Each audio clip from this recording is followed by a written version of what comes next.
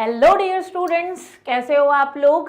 कैसी चल रही है आप लोगों की तैयारी? प्री बोर्ड एग्जाम चल रहे हैं, थोड़े टाइम बाद बोर्ड एग्जाम्स आने वाले हैं और हमने एसएसटी में चैप्टर्स कंप्लीट कर लिए हैं। जैसे हम बोले हैं 3 चैप्टर्स हमारे कंप्लीट है ना बेटा।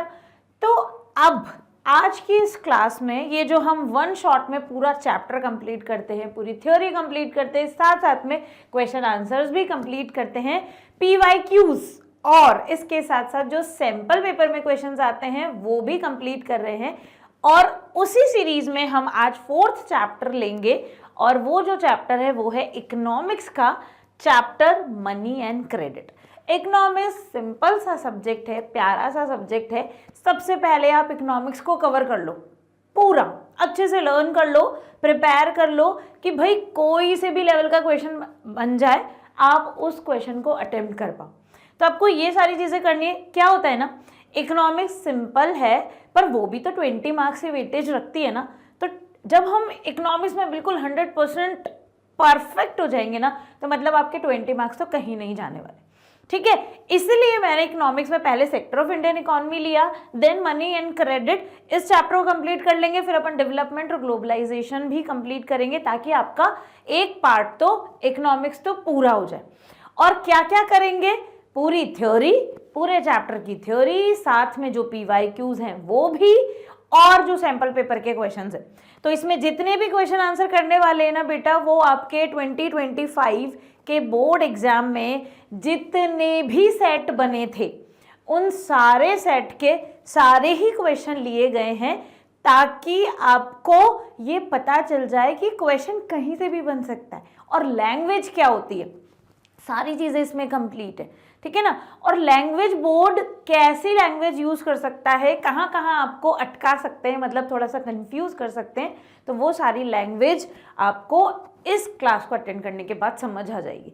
तो फिर आप मतलब आप ये समझ लीजिए कि इससे ज़्यादा एक्सट्रीम लेवल नहीं आएगा, इससे ज़्यादा टफ लेवल नहीं बनेगा क्वेश्चन का, ये आपका सबसे मैक्सिमम लेवल, ठीक है ना। तो इतना आपको पढ़ना है। तो क्या करना है बेटा? बुक लेकर बैठना, अपनी नोटबुक लेकर बैठना, पेंसिल और पेन लेकर बैठना और इस चैप्टर को आज पूरा कंप्लीट कर देना, ताकि आपको 100% कॉन्फिडेंस आ जाए कि यस, आप लोगों को ये चैप्टर प्रिपेयर हो चुका है।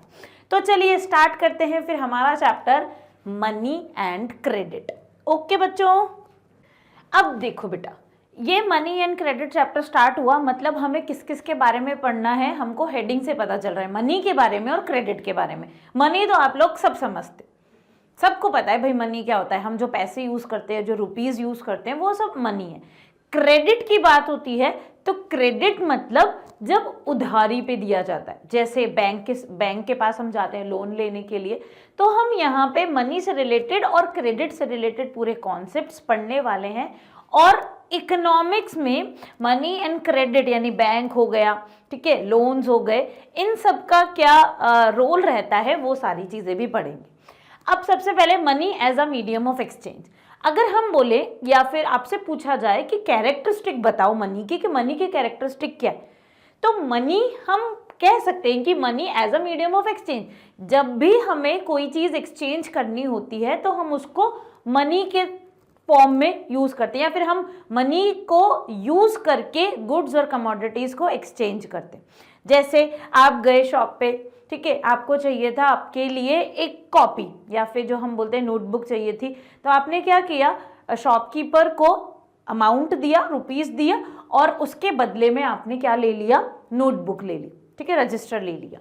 तो मतलब आपका जो मनी है वो मीडियम ऑफ एक्सचेंज की तरह यूज हुआ। मतलब आपने कोई चीज परचेज करी है और रिटर्न में क्या दिया, सामने वाले को पैसे दिए, ठीक है, मनी दिया।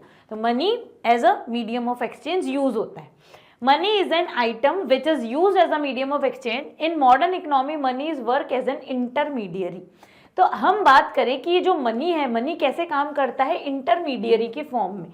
इंटरमीडियरी बोला जाए तो जैसे अब यहाँ पे कि आप फ्रूट्स वगैरह खरीदने गए तो कैसे खरीदोगे, विदाउट मनी खरीद सकते हो क्या? नहीं। तो मनी ने इंटरमीडियरी का रोल प्ले किया, ठीक है।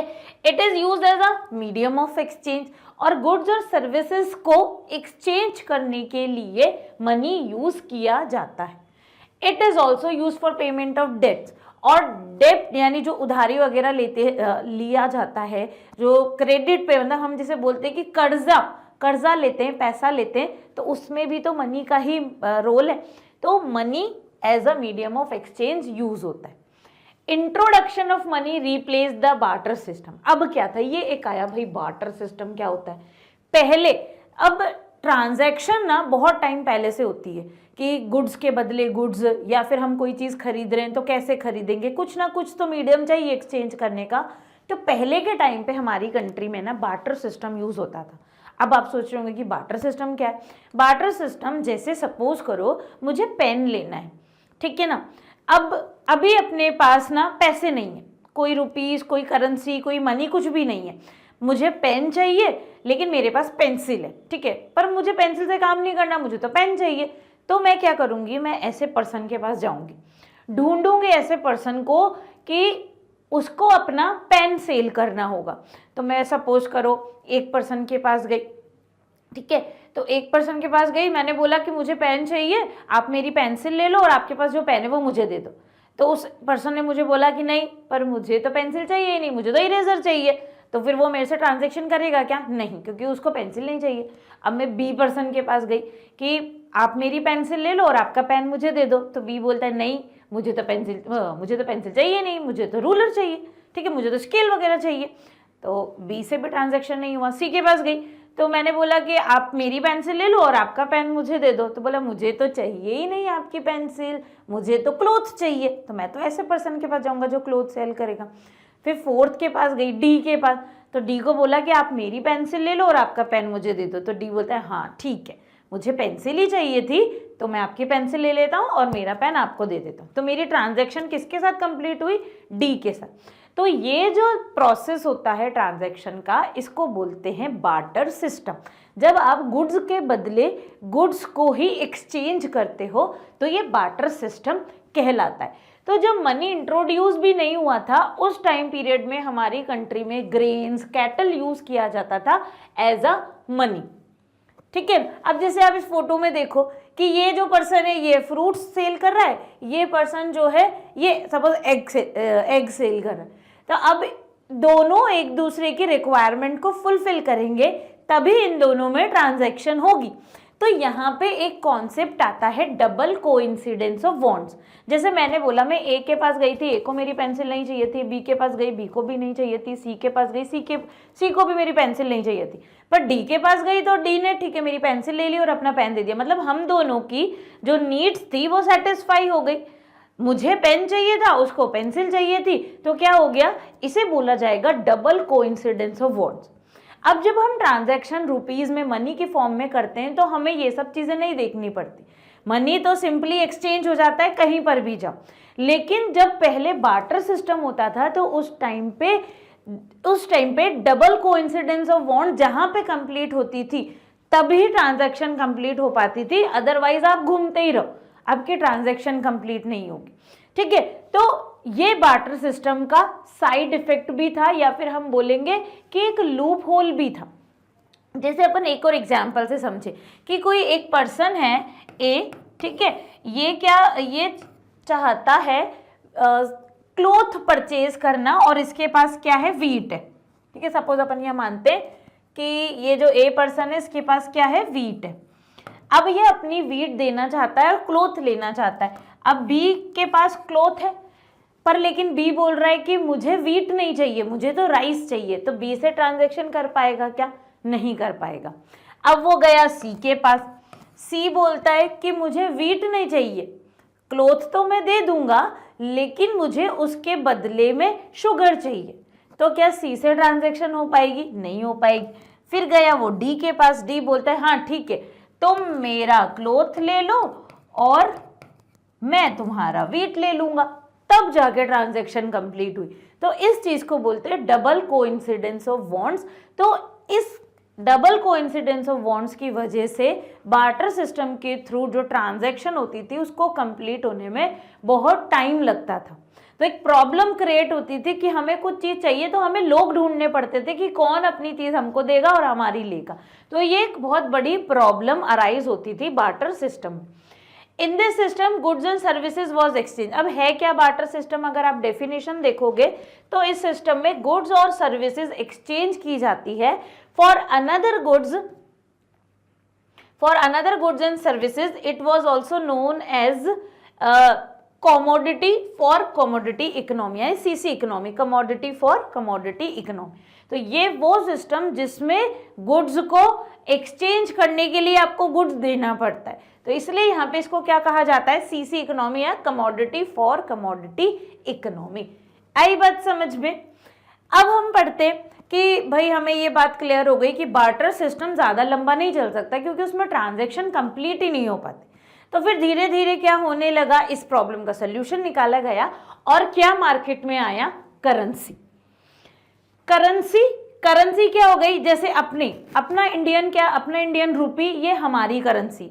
आप मतलब जो रुपी को कहीं भी लेकर जाओ, आपको कुछ भी खरीदना है आप इस रुपीस के थ्रू खरीद सकते हो और कोई आपको मना भी नहीं करेगा। जैसे सपोज करो आपको केक खाने की इच्छा हुई तो आप बेकरी शॉप पे गए, आपने केक परचेज करा, उसके बदले में आपने उनको रुपए दिए, तो वो जो शॉपकीपर होगा वो आपसे कभी मना ही नहीं कर सकता कि मैं तुम्हारी करेंसी नहीं लूंगा या मैं तुम्हारा रुपीस नहीं लूंगा।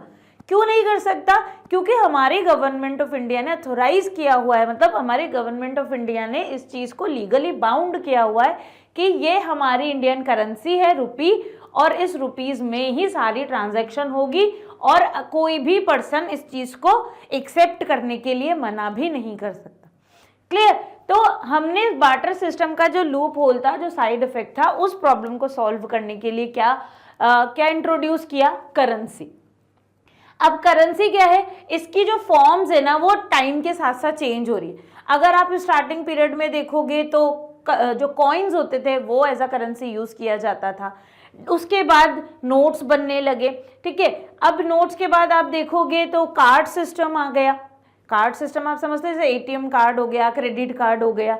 और उसके बाद हम देखें तो अभी के टाइम पे आपको कुछ लेना है या कुछ परचेज करना है तो आप मोबाइल फ़ोन के थ्रू भी कर सकते हो। तो कैशलेस करेंसी हो गई अब, जिसमें हमें अपने हाथ में कुछ रखना नहीं पड़ेगा। तो जैसे जैसे टाइम आगे बढ़ रहा है करेंसी की फॉर्म में चेंज आता जा रहा है। क्या होता जा रहा है बेटा, करेंसी की फॉर्म में चेंज आता जा रहा है। तो modern form of money include currency, paper, notes and coins. ये पेपर, नोट्स एंड कॉइन्स अभी भी चल रहे हैं, ऐसा नहीं है कि ये चलना बंद हो गए, लेकिन इसके साथ साथ हमारे पास और भी ऑल्टरनेटिव्स है। हम ऑनलाइन पेमेंट्स वगैरह कर देते। तो the modern coins are not made with the precious metal. अब अपन देखें कि अपने जो मॉडर्न कॉइन्स है, जब स्टार्टिंग में ये करेंसी स्टार्ट हुई थी तो उस टाइम पे जो कॉइन्स बनते थे वो प्योर मेटल के बनते थे, प्रीशियस मेटल के, जैसे गोल्ड का कॉइन, सिल्वर का कॉइन। तो इनकी ना खुद में वैल्यू हुआ करती थी। गोल्ड का कॉइन है, अगर मान लो गवर्नमेंट उस कॉइन को जैसे अपन डीमोनेटाइजेशन आया तो डीमोनेटाइज भी कर देगी तो भी उस गोल्ड की वैल्यू रहेगी, क्योंकि सोने की वैल्यू होती है। तो पहले जो करेंसी कॉइन्स यूज होते थे उनकी खुद की वैल्यू होती थी। पर हम आज के करेंसी की बात करें तो आज जो करेंसी यूज होती है इसकी खुद की वैल्यू नहीं है। अगर गवर्नमेंट ने, जैसे अपन इंडिया में डीमोनेटाइजेशन आया उस टाइम पे 2000 के जो नोट्स थे उनको सबको बैन कर दिया कि भाई 2000 के नोट्स नहीं चलेंगे। तो जिसके पास भी 2000 का नोट आज रखा होगा, आप मार्केट में जाओ और बोलो, मतलब कुछ खरीद रहे हो और उसके बदले आप वो 2000 का नोट दे दो तो शॉपकीपर लेगा भी नहीं। उस 2000 के नोट की कोई वैल्यू नहीं, जीरो है वो।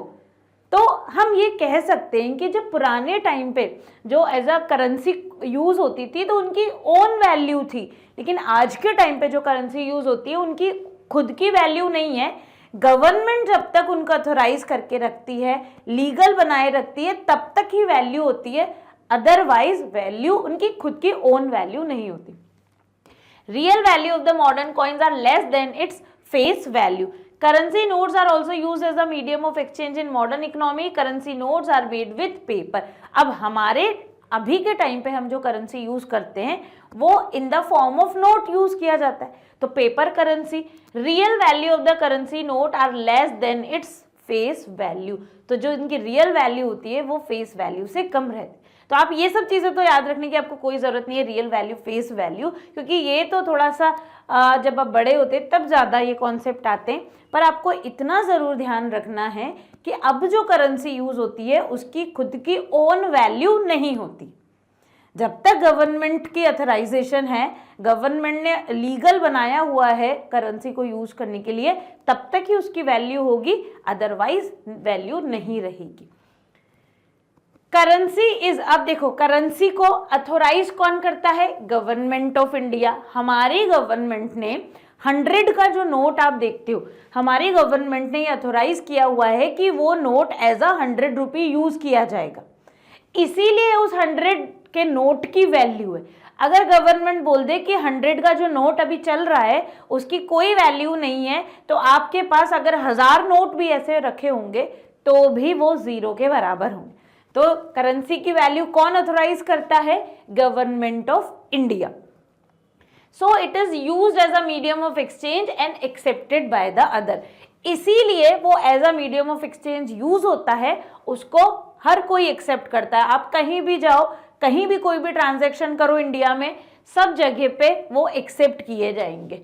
अब अथोराइज तो किसने कर दिया? गवर्नमेंट ऑफ इंडिया ने, लेकिन उसको प्रिंट कौन करेगा? उसको प्रिंट करने का काम करता है रिजर्व बैंक। रिजर्व बैंक यानी हमारी कंट्री का जो सबसे बड़ा बैंक है वो रिजर्व बैंक है। बाकी अदर बैंक्स को कंट्रोल करता है रिजर्व बैंक ऑफ इंडिया। तो Reserve Bank of India has authority to issue currency, कि सिर्फ एक ही बैंक है रिजर्व बैंक ऑफ इंडिया जिसके पास अथॉरिटी है, जिसके पास नोट्स को इशू करने की पावर दे रखी है। आप चाहो कि आज हम पेपर, कोई सा भी पेपर ले और नोट बना ले, तो क्या हम कर सकते? नहीं। क्या कोई और बैंक ये काम कर सकता है? नहीं। सिर्फ reserve Bank of India he notes को इशू कर सकते हैं। जो करेंसी नोट्स बनते हैं, इशू होते हैं, उनको रिजर्व बैंक ऑफ इंडिया ही करता है। और किसके बिहाफ पे? सेंट्रल गवर्नमेंट के बिहाफ पे। सेंट्रल गवर्नमेंट ने बोला है कि भाई इतने नोट इस साल इशू होने, तो वो उतने नोट इशू कर देंगे। तो सेंट्रल गवर्नमेंट के बिहाफ पे Reserve Bank of India notes को इशू करता है। In India no individual can legally refuse to accept the rupee issued by Reserve Bank of India. और हमारी कंट्री में कोई भी पर्सन इन रुपीज को, हमारी कंट्री की जो करेंसी है उसको एक्सेप्ट करने से मना नहीं कर सकता। ये क्यों नहीं कर सकता? क्योंकि उसको सेंट्रल गवर्नमेंट ऑफ इंडिया ने अथोराइज किया हुआ है। आई बात समझ में? तो हमारी इंडियन करेंसी जो है वो रुपी है। इस इंडियन करेंसी को अथोराइज किसने किया है? सेंट्रल गवर्नमेंट ऑफ इंडिया ने। कौन इनको इशू करता है? Reserve Bank of India issue करता है। अगर हम कैरेक्टरिस्टिक की बात करें तो हमारी जो इंडियन करेंसी है, इस इंडियन करेंसी को as a medium of exchange use किया जाता है। और इसके साथ साथ अगर हम करेंसी की वैल्यू की बात करें तो हमारी करेंसी की खुद की वैल्यू नहीं होती। जब गवर्नमेंट ऑफ इंडिया इसको अथोराइज करती है तभी वो वैल्यूएबल बनते हैं, अदरवाइज उनकी ओन वैल्यू नहीं होती। इसका सबसे बेस्ट एग्जाम्पल आप समझ सकते हो डीमोनेटाइजेशन से। जैसे अपन ने लिया एग्जाम्पल कि डीमोनेटाइजेशन के टाइम पे 2000 के नोट्स को बैन कर दिया। अब वो कोई काम के नहीं थे, गवर्नमेंट ने, सेंट्रल गवर्नमेंट ने। तो आपके पास आज 2000 के भले कितने भी नोट्स रखे होंगे वो सब 0 वैल्यू रखते। ठीक है, इतना क्लियर हो गया करेंसी। आई होप आपको अच्छे से समझ आ गया। कोई भी डाउट हो बेटा तो कमेंट सेक्शन में बताना, आपके सारे डाउट क्लियर करेंगे। अब नेक्स्ट है डिपॉजिट विद बैंक। अब हम बात करेंगे कि जो करेंसी है या फिर हम जो पैसा है उसको कहाँ पे डिपॉजिट करते हैं? बैंक में डिपॉजिट करते हैं। और इसमें डिमांड डिपॉजिट का भी एक कॉन्सेप्ट आता है। अब डिपॉजिट विद बैंक में देखो क्या है कि कोई भी पर्सन, जैसे मान लो सपोज करो मैं हूँ, मेरे पास जो भी मंथली अब हम अपन जॉब करते हैं तो उसके थ्रू जो भी पैसा आता है, अब उसमें से हम क्या कर रहे हैं, कुछ जितना भी अपना एक्सपेंडिचर होगा उतना तो खर्च कर देंगे, थोड़ा बहुत सब कोशिश करते हैं कि सेव करें। तो उस सेविंग अमाउंट को हम कहाँ रखेंगे? अपने वार्डरोब में रखेंगे क्या? नहीं, हम रखते हैं अपने बैंक अकाउंट में। तो यानी अपन क्या करते हैं? बैंक में पैसा डिपॉजिट करते। बैंक के पास क्या होता है? पैसा डिपॉजिट होता है। Deposit with banks are also form of money. A person can deposit in the bank by opening an account in his her name. अब जब आपको बैंक में पैसा डिपॉजिट करवाना होगा तो उसके लिए क्या करना पड़ता है? उसके लिए हमको सबसे पहले बैंक के पास अपना एक अकाउंट खुलवाना पड़ता है, ठीक है। स्टूडेंट अकाउंट्स भी होते हैं, हर मतलब आप लोग जितने भी स्टूडेंट हो, अगर आपका बैंक अकाउंट नहीं है तो आप चाहो तो अपना अकाउंट ओपन करवा सकते हो अलग अलग बैंक में, किसी भी बैंक में जाके। तो बैंक में अकाउंट ओपन होगा और उस अकाउंट में आप अपना पैसा डिपॉजिट कर सकते हो। जो भी ट्रांजैक्शन है, जो भी पैसा आ रहा है वो आप बैंक में डिपॉजिट कर दो, जितना भी चाहिए होगा आप निकाल लो और बाकी उसमें रखे रहने दो। तो so people can deposit extra money and earn extra money which is given on money already deposited in bank. अब बैंक में डिपॉजिट करने का एक फ़ायदा रहता है कि जब हम पैसे को डिपॉजिट करते हैं बैंक के पास तो बैंक उसका इंटरेस्ट हमको देता है, क्योंकि हमारा पैसा बैंक के पास रखा है तो बैंक उसको अपने यूज़ में ले रहा है, अपने यूज़ में ले रहा है और उसके बदले हमको क्या देता है, वो इंटरेस्ट भी देता है। तो एक बेनिफिट होता है बैंक में डिपॉजिट करने का।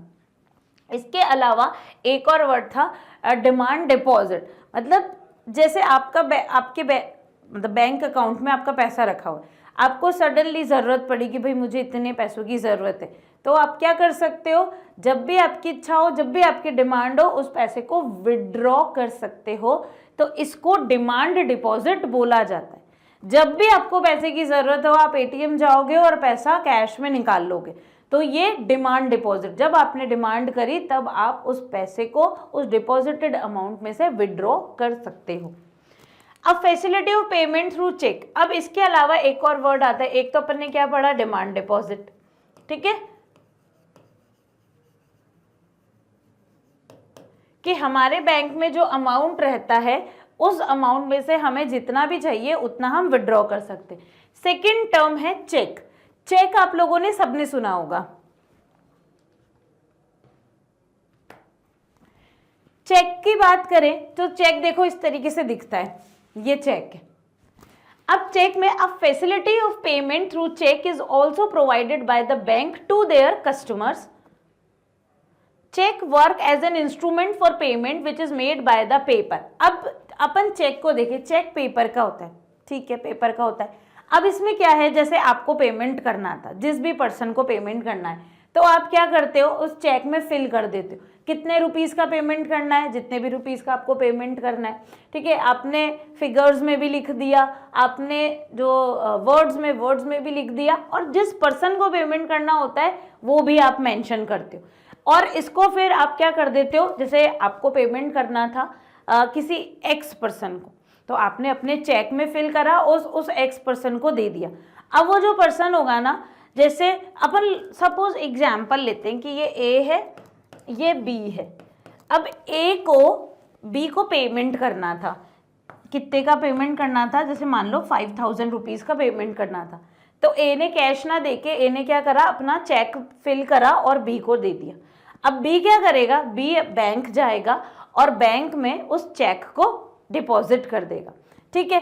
अब क्या हो गया, अब ए बी का काम खत्म। अब ए का बैंक और बी का बैंक काम करेंगे। बी के बैंक के पास चेक आ गया है तो बी का बैंक क्या करेगा, वो ए के बैंक के पास बोलेगा कि हमारे पास चेक रिसीव हो चुका है और बी को जो भी पेमेंट करना है वो पेमेंट करवा दो। मतलब चेक के थ्रू जो ट्रांजैक्शन होती है, यहाँ पे आपको कैश की ज़रूरत नहीं होती। चेक एक इंस्ट्रूमेंट है। क्या है, इंस्ट्रूमेंट है। इस इंस्ट्रूमेंट के थ्रू बैंक के बीच में ट्रांजैक्शंस होती हैं और लोगों को कैश में पेमेंट करने की ज़रूरत नहीं है। आप बस अपना चेक डिपॉजिट कर दो, उस चेक के थ्रू आपको जो भी पेमेंट करना होगा वो पेमेंट सामने वाले के अकाउंट में डाल दिया जाएगा। आई बात समझ में? तो इस तरीके से चेक की ट्रांजैक्शन होती है। A facility of payment through cheque is also provided by the bank to their customer. Cheque work as an instrument for payment which is made by the paper. A person can directly transfer money to another person through check rather than in cash. कि cash की जगह हम check के through भी transfer कर सकते हैं। आई बात समझ में? तो ये अपना चेक हुआ।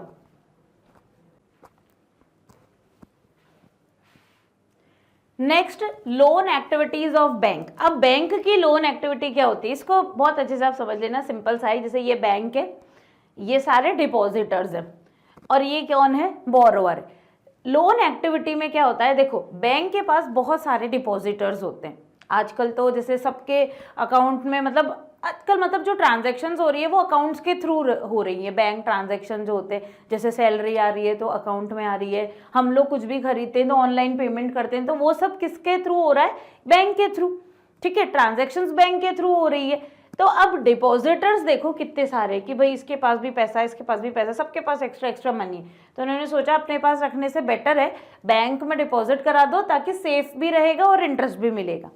अब बैंक ने मान लो इनसे पैसा डिपॉजिट कर लिया अपने पास, और ये प्रॉमिस किया कि आपके डिपॉजिटेड अमाउंट का हम 2% क्या दे देंगे, प्रॉफिट दे देंगे, मतलब इंटरेस्ट दे देंगे, ठीक है। बैंक के पास बहुत सारा पैसा इकट्ठा हो गया, इतने सारे लोगों का। अब कोई पर्सन है जिसको पैसों की ज़रूरत है, कोई बिजनेस स्टार्ट करना है या फिर एग्रीकल्चर करना है, तो ऐसे केस में ये बोरोवर गए बैंक के पास और बैंक से डिमांड करते कि हमको लोन की रिक्वायरमेंट है, तो बैंक बोलेगा बिल्कुल आपको ज़रूरत है आप ले लो, लेकिन इसके बदले में आपको हमें एक्स्ट्रा पेमेंट देना पड़ेगा। बैंक आपको इतनी बड़ी सर्विस दे रहा है तो उसके बदले में कुछ ना कुछ तो लेगा ना, फ्री में सेवा करने थोड़ी बैठा हुआ है बैंक। तो बैंक ने बोला ठीक है हम पैसे दे देंगे, लेकिन आपसे 5% की रेट से इंटरेस्ट चार्ज करेंगे। सबको पता है इंटरेस्ट क्या होता है, आप लोगों ने मैथ्स में भी सिंपल इंटरेस्ट, कंपाउंड इंटरेस्ट पढ़े, प्रिंसिपल अमाउंट, इंटरेस्ट का अमाउंट, तो ये सब आपने पढ़ा है। तो बैंक ने बोला ठीक है पैसे मिल जाएंगे, 5% की इंटरेस्ट रेट से चार्ज करें। अब ज़रूरतमंद को तो ज़रूरत थी, 5% ले रहा है तब भी दे दे भाई, पैसा दे दे, लेकिन हमको ज़रूरत है। तो अब ऐसे केस में बैंक लोन एक्टिविटीज़ को इस तरीके से चलाती है। अब आप सोच रहे होंगे कि बैंक ने ना तो इससे कुछ एक्स्ट्रा मांगा ना इससे कुछ एक्स्ट्रा मांगा, मतलब इससे तो चलो मांगा है, लेकिन बैंक की इनकम क्या होगी। तो बैंक की इनकम होती है जैसे बोरोवर से 5% लेंगे इंटरेस्ट और इनको 2% देंगे, रिमेनिंग इंटरेस्ट कितना बचा, रिमेनिंग इंटरेस्ट बचा 3% का, तो बैंक की इनकम हो जाएगी ये 3%। आई बात समझ में, ये 3% क्या हो जाएगा बेटा, बैंक की इनकम, ये बैंक की इनकम होगी। तो bank work as a mediator between the depositor and the borrower. Depositor कौन होते हैं, जो पैसा जमा करते हैं, बोरोवर कौन हो गए, जो पैसा लेते हैं, ठीक है ना। तो बोरोवर को बोरो करना था, डिपॉजिटर बैंक के पास डिपॉजिट करता है। People deposit their money in bank and get some rate of interest as extra income, bank hold only some percentage of their deposit in a bank. अब एक चीज और रहती है कि बैंक जो है, क्या बैंक जितना भी पैसा डिपॉजिट होता है सारा का सारा ही लोन दे देता है क्या? अगर ऐसा होता तो हम जो डिमांड डिपॉजिट वाली बात करते वो फुलफिल कैसे होती। मान लो अपन, जैसे अपन सब हैं, ठीक है, जितने भी यहाँ पे आप लोग सब देख रहे हो, मान लो 100 पीपल्स है, ठीक है, तो हम सब ने बैंक के पास डिपॉजिट कर रखा है, बैंक को लोन देना है, तो बैंक हमने जितना भी पैसा डिपॉजिट करा सारा दे देगी क्या? अगर बैंक सारा लोन दे देगी और खुद ही खाली हो जाएगी, आज मान लो कि अपन ने आज डिपॉजिट करा पर कल अपन को जरूरत पड़ी तो हम पैसे निकालने जाएंगे तो बैंक बोल देगा मैं तो खाली हूँ, कहाँ से पैसा दूंगा। तो ऐसे केस में क्या होता है कि बैंक के पास कुछ लायबिलिटी रहती है कि पर्टिकुलर अमाउंट में आपको स्टोर करके रखना पड़ेगा, सेव करके रखना पड़ेगा, और उसके अलावा आप क्या कर सकते हो, लोगों को एज अ लोन पेमेंट कर सकते हो।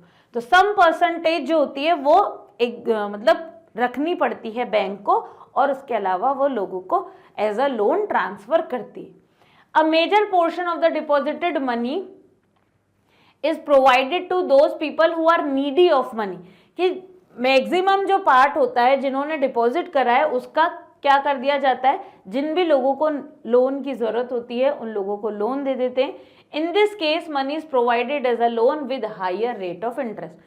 तो जब मनी जरूरतमंद, जो बैंक है वो पैसा जरूरतमंद को देगा तो उसको हाई इंटरेस्ट चार्ज करेगा और डिपॉजिटर को कम इंटरेस्ट चार्ज करेगा, और उन्हीं का गैप क्या हो जाता है, वो बैंक की इनकम हो जाती। ठीक है, समझ आया यहाँ तक आपको। तो ये लोन एक्टिविटीज है, तो लोन एक्टिविटीज तरीके से चलती है बैंक की।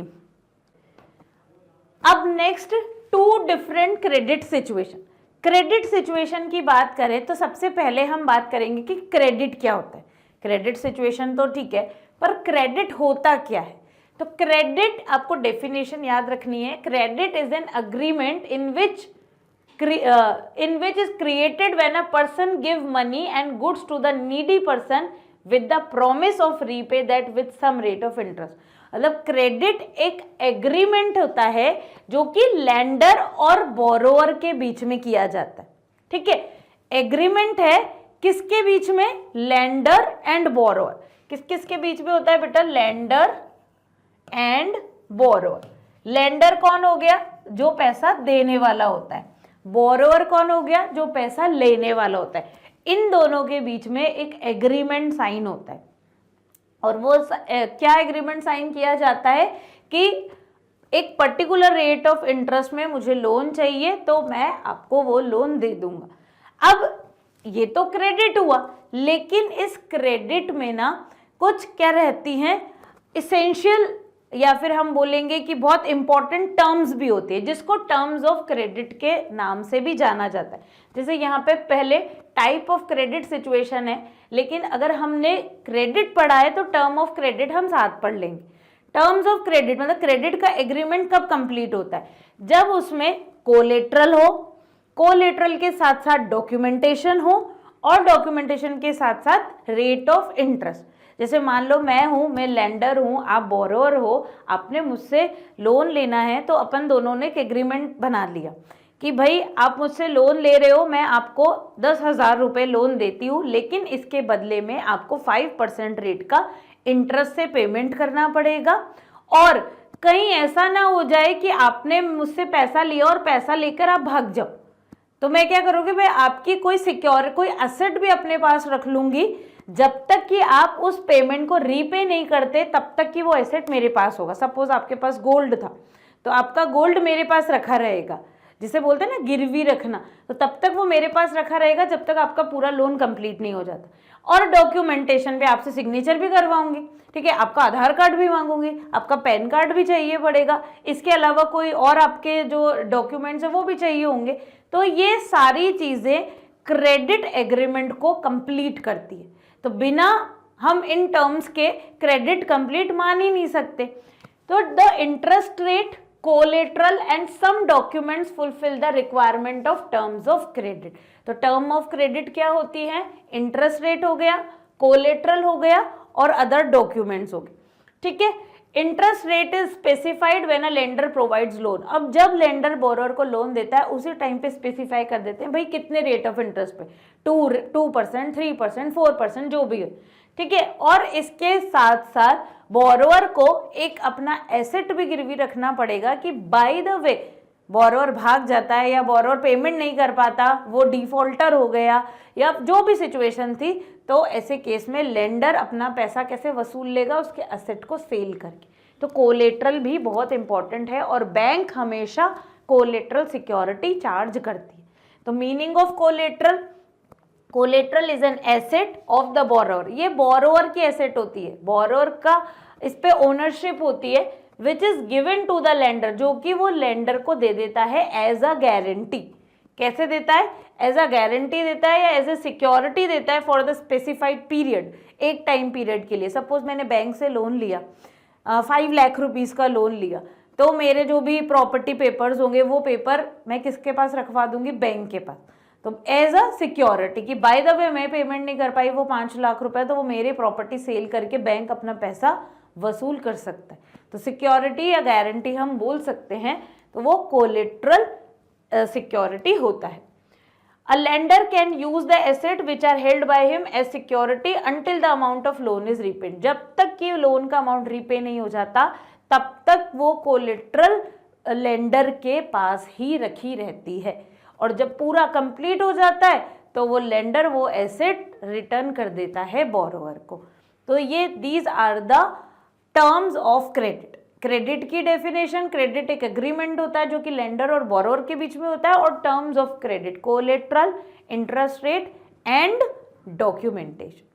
आई बात समझ में? तो ये क्रेडिट और टर्म्स ऑफ क्रेडिट। अब हम यहाँ पे जो अपन ने 2 डिफरेंट सिचुएशन की बात करी ना, तो वो 2 डिफरेंट सिचुएशन के बारे में पढ़ते हैं कि क्रेडिट ना कभी कभी वरदान भी प्रूफ होता है तो कभी कभी अभिशाप भी। जैसे कर्स एंड बून, कि ये अच्छा भी है और बुरा भी है, पॉजिटिव भी है और नेगेटिव भी। कैसे? अब इसकी दो सिचुएशन है, आप स्टोरी है आपकी बुक में, आप बुक से भी रीड कर सकते हो। जैसे पहले केस में सलीम की स्टोरी बता रखी कि सलीम एक पर्सन है, वो मैन्युफैक्चरिंग करता है, शूज़ बनाता है, ठीक है ना। तो अब क्या होता है कि जो सलीम है ना, मैं यहाँ पे आपको स्टोरी के थ्रू दोनों ही क्लियर कर देती हूँ कि वो कैसे पॉजिटिव है और कैसे नेगेटिव है। तो सलीम और एक अपन सपोज एक एग्जाम्पल लेते हैं लक्ष्मी का, ठीक है, लक्ष्मी। अब सलीम जो है वो शू मैन्युफैक्चरर है। कौन है? शू मैन्युफैक्चरर। इसको ऑर्डर मिला कि 100 पेयर्स ऑफ शूज बनाने। ऑर्डर किसने दिया? ए पर्सन ने दिया। ए पर्सन ने इसको ऑर्डर दिया कि मुझे 100 पेयर ऑफ शूज चाहिए और आप ये बना के दे दो। सलीम बोला ठीक है, बिल्कुल, विद इन, मतलब एक जो भी स्टिपुलेटेड टाइम होगा कि एक फिक्स टाइम पीरियड में कि 15 डेज के अंदर या 1 मंथ के अंदर मैं आपको 100 पेयर ऑफ शूज बना के दे दूंगा। अब सलीम ने ऑर्डर तो ले लिया, पर उससे क्या बोला कि भाई थोड़ा एडवांस तो दे जाओ, काम कैसे करूंगा। तो सलीम ने अब 100 पेयर ऑफ शूज बनाने के लिए सपोज करो 1 लाख रुपीज लग रहे हैं। कितने लाख लग रहे हैं? 1 लाख। तो उससे 50,000 रुपये एडवांस पेमेंट ले लिया। कितना? 50,000 रुपीज। 50,000 एडवांस ले लिया। अब सलीम के पास आ गया 50,000। अब इसके बाद अब उसको और भी तो ज़रूरत है ना, 1 लाख चाहिए उसको बनाने के लिए, तो 50,000 की और ज़रूरत है। तो वो सलीम गया बैंक के पास, बैंक से बोलता है कि अब मुझे 50,000 की ज़रूरत है, आप कोई भी मेरी कोलेट्रल रख लो, मुझे 50,000 रुपीज़ दे दो। बैंक ने 50,000 दे दिए। अब टोटल मिला के सलीम के पास 1 लाख रुपये हो गए। अब वो 1 लाख रुपीज़ इसने कलेक्ट कर लिए। अब वो क्या करेगा? रॉ मटेरियल परचेज करेगा, जो उसे लेबर हायर करनी पड़ेगी, क्योंकि एक जना तो 100 पेयर कैसे बनाएगा, लेबर हायर करनी पड़ेगी। जो भी सारा काम है वो सब कंप्लीट करके उसका जो एक फिक्स टाइम पीरियड था कि जैसे 1 मंथ का है कि 1 मंथ में कंप्लीट करके 100 पेयर ऑफ शूज़ वो ए को दे देगा। अब ए को जब उसने सेल करे हैं शूज़, तो वो उससे क्या बोलेगा कि 1 लाख तो मेरी कॉस्ट आ गई थी, आप मुझे कितना रुपीज़ अमाउंट पे करोगे? 1,50,000, या फिर आप 1,50,000 नहीं तो 1,25,000, इतना वो उससे चार्ज करता है। प्रॉफिट भी तो मिलाएगा ना। अब उसके बाद 1,25,000 आ गए। बैंक को उसको कितने देने थे? 50,000 रुपये। मतलब 1,25,000 उससे चार्ज करता है, 50,000 पहले से ले लेता है और बाकी रिमेनिंग जो होते हैं वो ए पर्सन से लेता है। जो भी 50,000 बैंक के थे बैंक को दे दिए और उसके पास प्रॉफिट कितना बचा? 25,000 का प्रॉफिट उसके पास बचा। कितना प्रॉफिट बचा उसके पास? 25,000। तो अब ऐसे केस में सलीम को लोन लेना प्रॉफिटेबल रहा, बिल्कुल, उसका काम हो गया, उसको 25,000 एक्स्ट्रा मिल गए, तो ये तो उसके लिए अच्छा था। और अब ये तो सिचुएशन क्या हो गई? पॉजिटिव, कि लोन पॉजिटिव इम्पैक्ट शो करा, सलीम का बिजनेस बढ़ाया। अब इसी तरीके से एक लक्ष्मी जो एक एग्रीकल्चरल फार्मर है, और इसके केस में नेगेटिव हम लेते हैं। चलो यहाँ पे सेकंड सिचुएशन लेते हैं लक्ष्मी की। लक्ष्मी क्या है? फार्मर है। अब इसको क्या करना था? खेती करनी थी। खेती करने के लिए इन्वेस्टमेंट करना पड़ेगा, पैसा लगाना पड़ेगा। लक्ष्मी ने पैसा लगाया, पर पैसा कहाँ से? उसके पास एक स्मॉल लेवल की फार्मर है, ना तो बड़ा लैंड है, ना इतना कैश रखा हुआ है, तो वो एक मनी लेंडर से पैसा लेती है। किससे लेती है ये? मनी लेंडर से। अब मनी लेंडर जो था उसने पैसा दे दिया, ठीक है ले लो भाई। कितने रेट पे? मान लो 5% की रेट पे। इंटरेस्ट तो लेगा मनी लेंडर, तो मनी लेंडर से पैसा लिया और लक्ष्मी ने खेती करी। पर लेकिन लक्ष्मी की खराब रही किस्मत और बारिश ही नहीं आई, या फिर कम बारिश आई। इस वजह से उसने जितना सोचा था उतना फायदा उसको हुआ नहीं, और लक्ष्मी की जो प्रोडक्शन था वो उतना बेटर नहीं। अब बेटर नहीं हुआ, लक्ष्मी ने सपोज करो कि 50,000 रुपये लिए थे मनी लेंडर से। कितने लिए थे? लक्ष्मी ने सोचो 50,000 रुपीज़ लिए थे मनी लेंडर से। उसने सोचा था कि अच्छा प्रॉफिट होगा, मतलब अच्छे से क्रॉप प्रोड्यूस होगी, मैं हार्वेस्ट करूंगी, मार्केट में सेल करूंगी, मुझे लगभग 1 लाख रुपए तक का गेन हो जाएगा, तो 50,000 मनी लेंडर के रिटर्न कर दूंगी। लेकिन यहाँ पे तो गड़बड़ हो गई सिचुएशन, मौसम खराब हो गया, प्रोडक्शन अच्छा नहीं हुआ। 1 लाख तो छोड़ो, उसको 20-30,000 रुपये मिले बस। अब ऐसे केस में वो मनी लेंडर को कैसे पेमेंट करे? मनी लेंडर का उधार उस पर चढ़ गया, वो डेब्ट ट्रिप में चली गई। अब क्या करे? इस पे इंटरेस्ट तो देना पड़ेगा, जब तक उसका प्रिंसिपल अमाउंट नहीं चुका देती तब तक इंटरेस्ट देना पड़ेगा। अब फिर लक्ष्मी ने सोचा चलो एक और मनी लेंडर से नेक्स्ट सीजन में क्या ले लेती हूँ, उधार ले लेती हूँ, एक और बार 50,000 रुपीज का लोन ले लिया। अब फिर उसने खेती करी, चल इस बार ठीक था, ऐसा नहीं था कि भाई बारिश नहीं आई या बहुत ज़्यादा आई, ठीक ठीक मौसम रहा, उसके बाद प्रोडक्शन भी हुआ, लेकिन ऐसे थोड़ी था कि इतना ज़्यादा प्रोडक्शन हो गया कि वो फर्स्ट मनी लेंडर का भी चुका दे और सेकंड मनी लेंडर का भी चुका दे। तो ऐसा नहीं हो पाया, वो फर्स्ट का तो चुका पाई पर सेकंड का नहीं चुका पाई। अब ऐसे केस में उस पर फिर इंटरेस्ट पे इंटरेस्ट चढ़ रहा है, और जो 50,000 उसने लिया था वो 1 लाख रुपए बनता जा रहा है, 1.5 लाख बनता जा रहा है, 2 लाख बनता जा रहा है, खूब इंटरेस्ट उस पर चढ़ रहा है। ऐसे केस में लक्ष्मी के लिए क्रेडिट लेना क्या पॉजिटिव रहा या नेगेटिव? नेगेटिव रहा। तो क्रेडिट जो होता है वो अच्छा भी है और बुरा भी है, डिपेंड करता है कि आपको कितना गेन हो रहा है, कितना प्रॉफिट हो रहा है, और आप उस क्रेडिट अमाउंट को रीपे कर पा रहे हो या नहीं कर पा रहे। ठीक है ना? तो दो सिचुएशन है क्रेडिट की, एक है पॉजिटिव और एक है नेगेटिव। आई बात समझ में? तो ये हमने टर्म्स ऑफ क्रेडिट, क्रेडिट की डेफिनेशन, क्रेडिट की सिचुएशन कंप्लीट करी। अब बारी आती है formal sector credit in India, या फिर हम बोलेंगे there are 2 types of sources of credit in India. कि जो क्रेडिट है, क्रेडिट यानी जो उधार पे लिया गया है, वो कैसे आप ले सकते हो? आप मनी लेंडर के थ्रू लोगे या बैंक के थ्रू लोगे, तो उसी चीज में 2 सेक्टर्स हैं, एक होता है फॉर्मल सेक्टर, एक होता है इनफॉर्मल सेक्टर। फॉर्मल सेक्टर का मतलब आप लोन ले रहे हो बैंक से या कोऑपरेटिव ऑर्गेनाइजेशन से, मतलब ऐसी जगह से आप लोन ले रहे हो जो कि रजिस्टर्ड है गवर्नमेंट के पास, अथोराइज्ड इंस्टीट्यूशंस है। तो ऐसे लोगों से आप, जो फाइनेंशियल इंस्टीट्यूशंस हो गए, बैंक हो गए, कोऑपरेटिव्स हो गए, इनसे लोन लेते हैं तो उसे फॉर्मल सेक्टर बोलते हैं। ठीक है? और इनफॉर्मल सेक्टर का मतलब जब आप पैसा फ्रेंड से ले रहे हो, फैमिली मेंबर से ले रहे हो, मनी लेंडर से ले रहे हो, मतलब जिन पर कोई भी कंट्रोल नहीं होता, कोई गवर्नमेंट का कंट्रोल नहीं होता, वो इनफॉर्मल सेक्टर होता है। फॉर्मल सेक्टर जब हम लोन लेते हैं या तो बैंक से या फाइनेंशियल इंस्टीट्यूशन से या कोऑपरेटिव ऑर्गेनाइजेशन से, और इनफॉर्मल जब आप अपने फ्रेंड से, अपने एम्प्लॉयर से, अपने रिलेटिव से लोन ले रहे हो, मनी लेंडर से लोन ले रहे हो, और इन लोगों पर कोई गवर्नमेंट का कंट्रोल नहीं है, ये अपने हिसाब से इंटरेस्ट रेट डिसाइड करेंगे, ये अपने हिसाब से टर्म्स ऑफ कंडीशन डिसाइड करेंगे, टर्म्स ऑफ क्रेडिट डिसाइड करेंगे। तो इस तरीके के लोन को इनफॉर्मल लोन या इनफॉर्मल सेक्टर बोलते हैं। As we know that major portion of the deposited money is provided to those people who are needy of money for economic activity. In India, Reserve Bank of India is supervise the functioning of loan activities in formal sector. अब हम बोल रहे हैं कि formal sector में government का control होता है, तो कौन सुपरवाइज करता है फॉर्मल सेक्टर में? फॉर्मल सेक्टर में reserve Bank of India supervise करती है सारे बैंक्स को कि ये लोग ढंग से, मतलब प्रॉपर तरीके से लोन दे रहे हैं, ऐसा तो नहीं हो रहा है ये किसी को एक्सप्लॉइट कर रहे हैं, किसी नीडी पर्सन को एक्सप्लॉइट कर रहे हैं। तो सब तरीके का जो सुपरविजन होता है वो कौन करता है? रिजर्व बैंक ऑफ इंडिया करता है।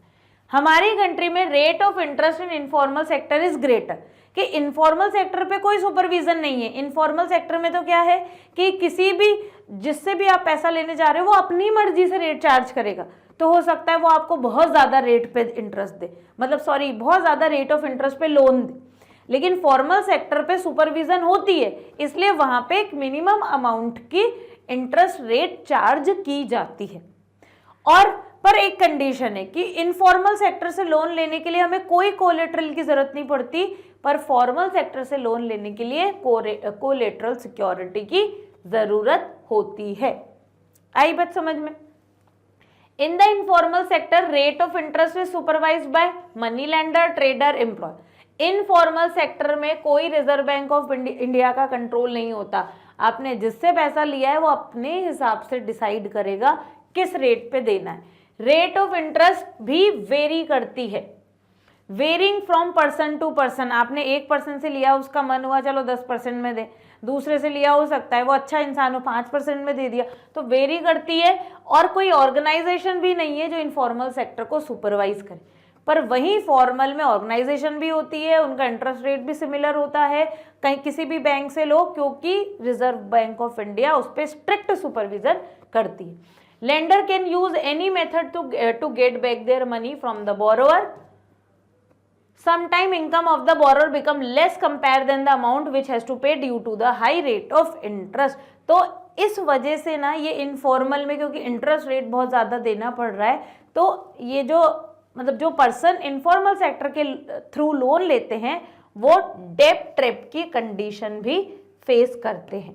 जैसे अपन ने लक्ष्मी देखी थी ना, लक्ष्मी ने पहले वाले मनी लेंडर को पैसा चुकाने के लिए दूसरे से लिया, अब दूसरे से लिया, पहले को तो उसने पे कर दिया पर दूसरे का पेंडिंग पड़ गया, उसको चुकाने के लिए वो तीसरे से लेगी, फिर तीसरे का चुकाने के लिए चौथे से लेगी। तो इस तरीके से वो एक जाल में फंसती चली जाती है जिसको बोलते हैं डेट ट्रैप। उधारी का जो जाल होता है ना उसमें वो फंसती चली गई। अब हमारी कंट्री में देखिए sources of credit of rural household in India in 2010, जैसे आपके बुक में भी ये फिगर दिया हुआ है, तो आप देखोगे कि हमारी कंट्री में जो कितने लोग हैं वो कितना ज़्यादा मतलब कहाँ से ज़्यादा मनी लोन ले रहे हैं, फॉर्मल सेक्टर से कि इनफॉर्मल सेक्टर से। तो रूरल इंडिया में देखा जाए तो रूरल इंडिया में बहुत सारा ऐसा मेजर पोर्शन होता है जिसमें लोग किधर डाइवर्ट होते हैं, वो डाइवर्ट होते हैं इनफॉर्मल सेक्टर के लिए। अब इसका एक रीज़न भी है क्यों रूरल एरियाज में लोग इनफॉर्मल सेक्टर पर ज़्यादा जा रहे हैं as compare to formal sector. सबसे पहली चीज़ कि जो बैंक्स इंस्टीट्यूशंस होते हैं वो बैकवर्ड एरिया में, रिमोट एरिया में, रूरल एरिया में बहुत कम स्टेब्लिश्ड या स्टेब्लिश होते हैं, तो फॉर्मल सेक्टर का जो लोन देने का प्रोसेस है पूरा वो बहुत लेंदी होता है।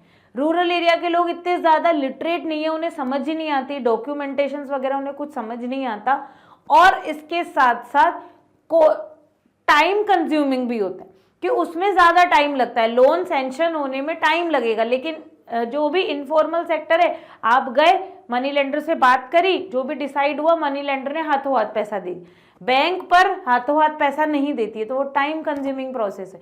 उसके साथ साथ जो कोलेटरल सिक्योरिटी होती है बैंक चार्ज करती है, पर इनफॉर्मल सेक्टर में कोलेटरल नहीं चलता, बिना कोलेटरल के भी लोन दे दिया जाता है। तो ये कुछ रीजंस हैं जिसकी वजह से रूरल एरिया में लोग ज़्यादातर इनफॉर्मल सेक्टर की तरफ डाइवर्ट होते हैं as compare to formal sector. अब in this chart we can see source of credit in rural area are mostly dependent on professional and agriculture money lenders in case of informal source of loan for the development of country cheap। अब यहाँ पे हमने जैसे ये वाला chart देखा, ये तो अपन ने सिचुएशन देखी, लेकिन इस चार्ट में कुछ इम्प्रूवमेंट है। इम्प्रूवमेंट क्या है, जैसे आप 52% देखोगे तो कोऑपरेटिव्स एंड कमर्शियल बैंक। अब हमारी कंट्री की क्या प्रॉब्लम थी कि ज़्यादातर लोग पहले रूरल एरिया पे मतलब रूरल एरिया के जो लोग थे वो मनी लेंडर्स और इनफॉर्मल पे डिपेंड थे, पर धीरे धीरे अवेयरनेस आने लगी, सिचुएशन में इम्प्रूवमेंट आने लगा, और इसके बाद जो प्रपोर्शन था ना वो प्रपोर्शन भी बढ़ा है। अब लोग जो हैं उन्हें पता चलने लगा कि भाई क्या वैल्यू रहती है, गवर्नमेंट भी इस चीज़ पे सपोर्ट कर रही है, गवर्नमेंट ने भी नए नए बैंक्स को इस्टेब्लिश किया रूरल एरिया की तरफ, ताकि ज़्यादा से ज़्यादा लोगों को फॉर्मल सेक्टर का बेनिफिट मिल सके।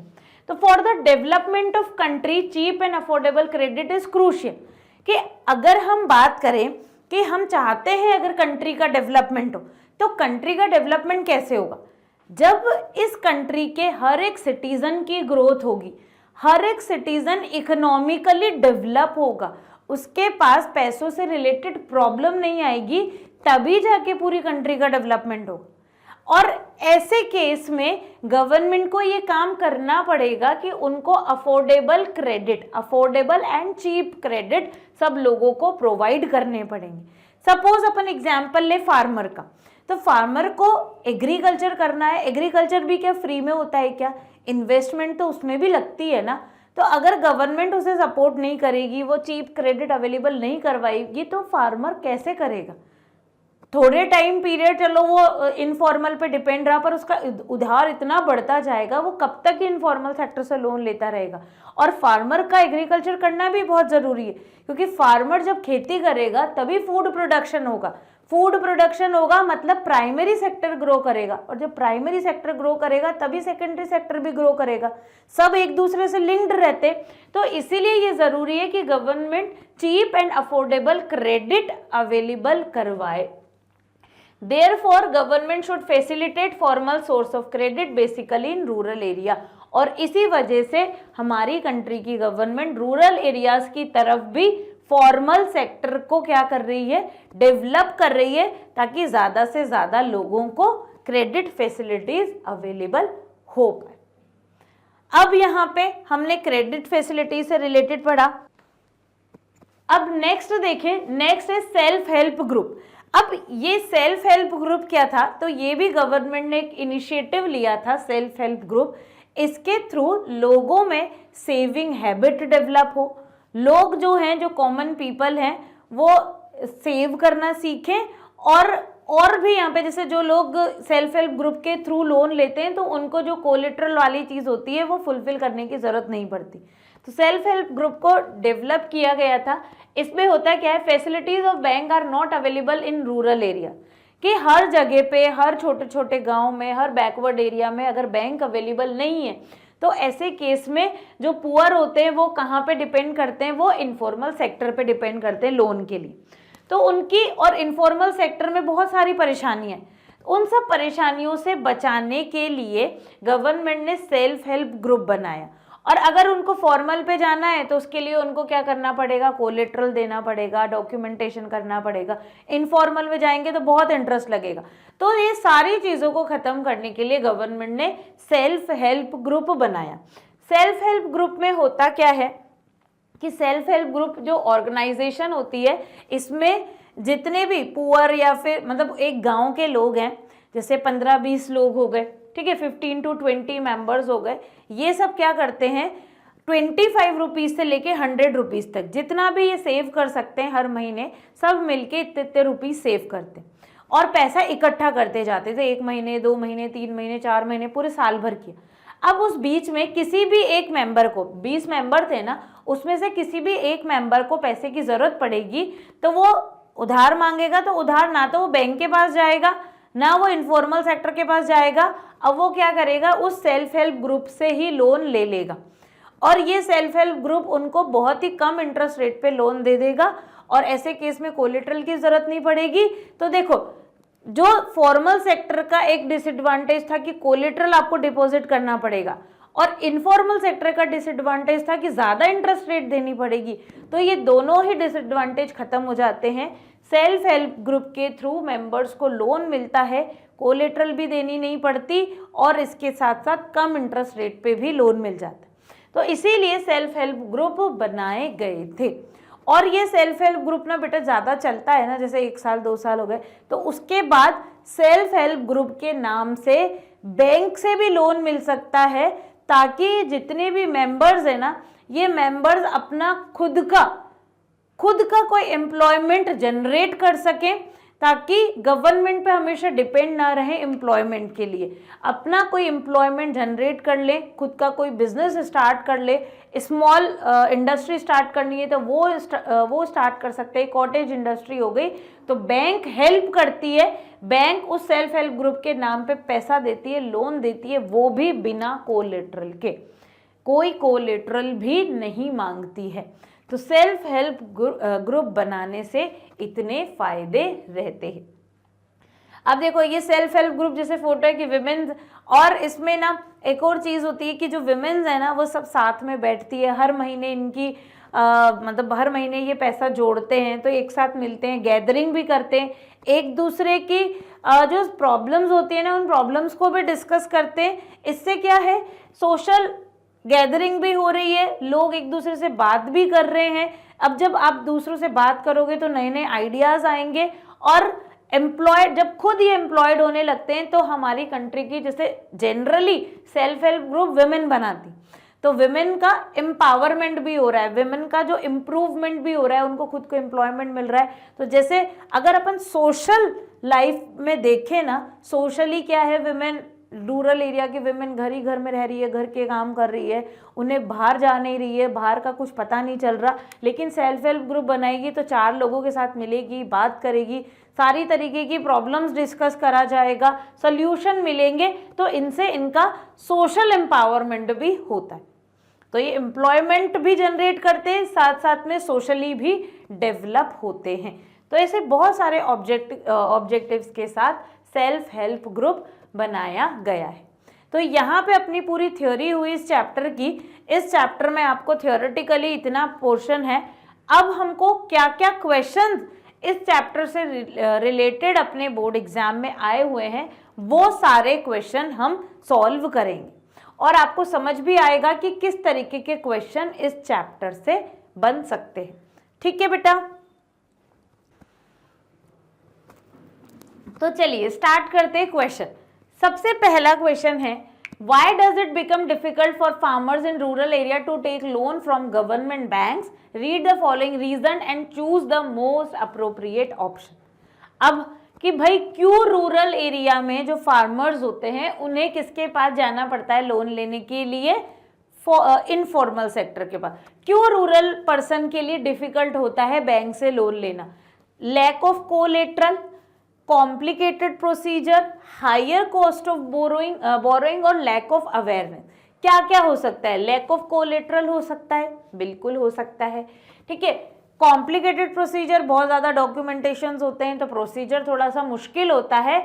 और अगर हम देखें कि लैक ऑफ अवेयरनेस, जो रूरल एरिया के लोग हैं उनको इतनी अवेयरनेस ही नहीं है, वो लोग इतने लिटरेट ही नहीं होते, उन्हें गवर्नमेंट की पॉलिसीज, बैंक की पॉलिसी, इन सब के बारे में पता ही नहीं होता। तो इन सब की वजह से, तो यानी ये ऑप्शन सी, इसकी वजह से ये लोग इनफॉर्मल सेक्टर पे ज़्यादा डिपेंड करते हैं।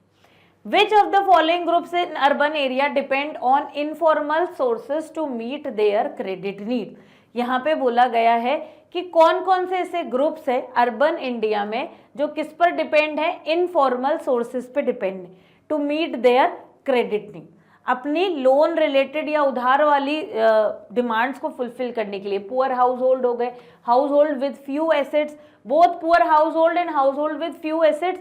अब जो लोग बैंक्स के पास कोलेट्रल जमा नहीं कर सकते या जो लोग पुअर हैं वही तो इनफॉर्मल के पास जाएंगे, जिनके पास कोलेट्रल सिक्योरिटी वो तो क्यों ही जाएगा। तो जो both poor house hold and house hold with few asset, तो जो लोग बहुत गरीब है वो अर्बन एरियाज में भी किस पर डिपेंड रहते हैं? इनफॉर्मल सेक्टर पे डिपेंड रहते हैं।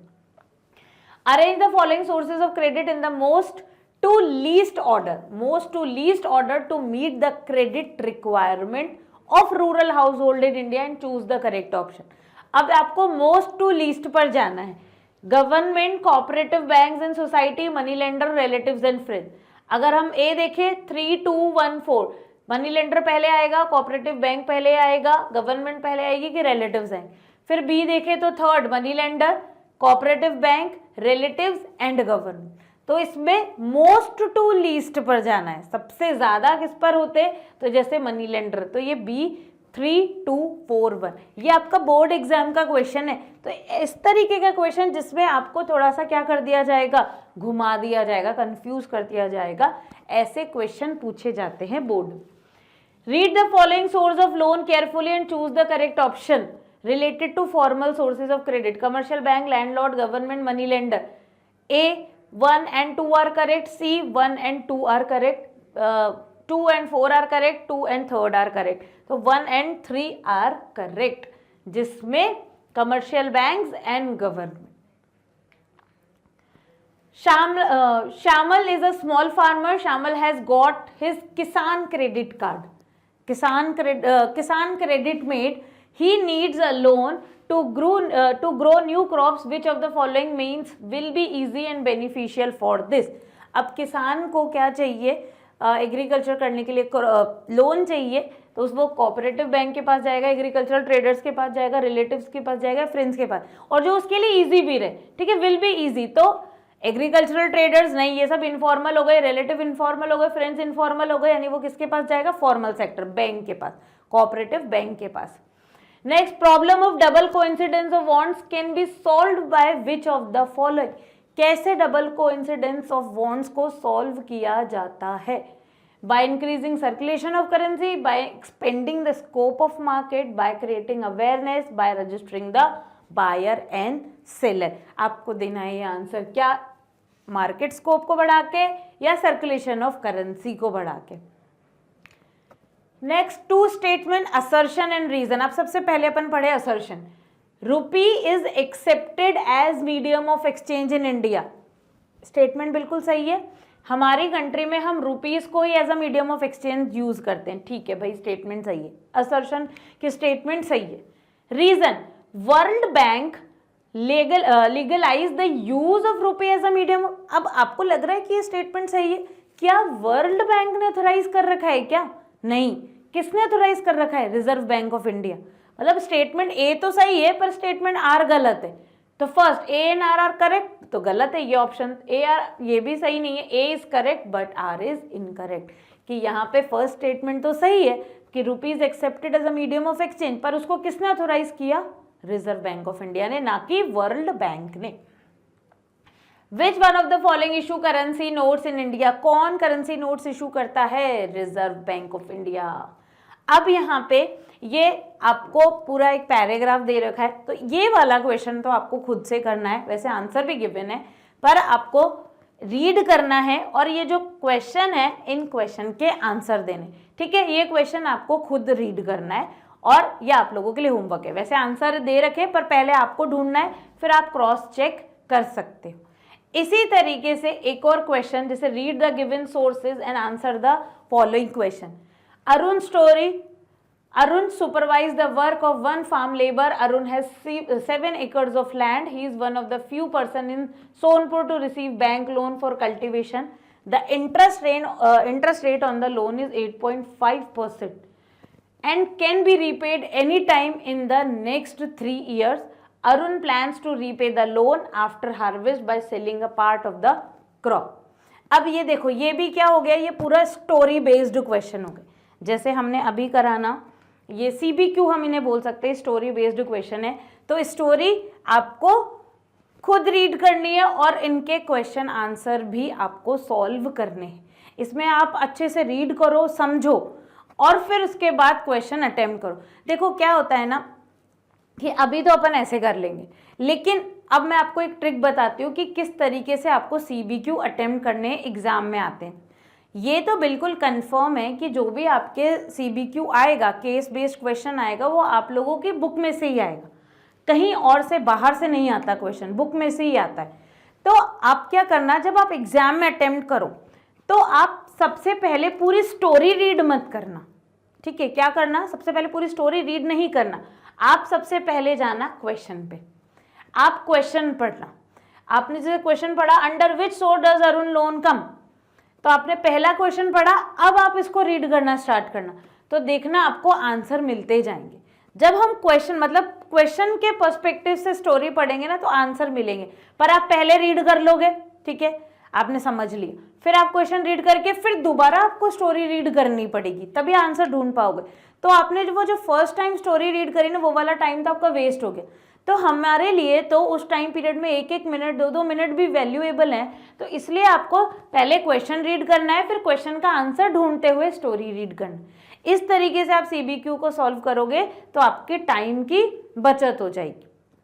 और कभी कभी होता है कि CBQ स्टोरी में से बिल्कुल एग्जैक्ट आंसर नहीं मिलता है, तो आप अपनी लैंग्वेज भी बना सकते हो उसके आंसर के लिए। तो आप लोगों ने सबने सारे चैप्टर्स पढ़े हुए हैं, तो आपको कोई प्रॉब्लम क्रिएट नहीं होगी। तो NCERT बुक की रीडिंग भी इम्पॉर्टेंट रहती है, ताकि आपको मतलब आप सारी बुक के जितने भी चैप्टर्स के हर एक पार्ट से गो थ्रू होकर निकले, मतलब गो थ्रू आपने कर रखा है वो पार्ट, तो आपको प्रॉब्लम क्रिएट नहीं होगी।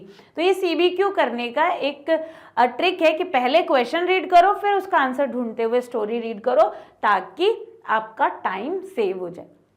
ठीक है ना। अब हम आते हैं क्वेश्चन आंसर पे। दोनों CBQ आपको सॉल्व करने हैं, आपको इसमें ये आपके लिए होमवर्क है, तो CBQ सॉल्व करने। अब नेक्स्ट है, Reserve Bank of India plays a crucial role in regulating the Indian banks, justify the statement.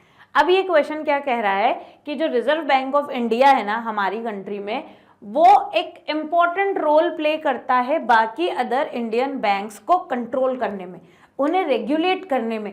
तो इस स्टेटमेंट को सही है, ये तो हमने पढ़ लिया, सही लग रही है बिल्कुल। अब आप जस्टिफाई कैसे करोगे, तो आपको आंसर लिखना है। अब 3 मार्क्स का आंसर है, तो एटलीस्ट 3 पॉइंट तो आपको लिखने ही है।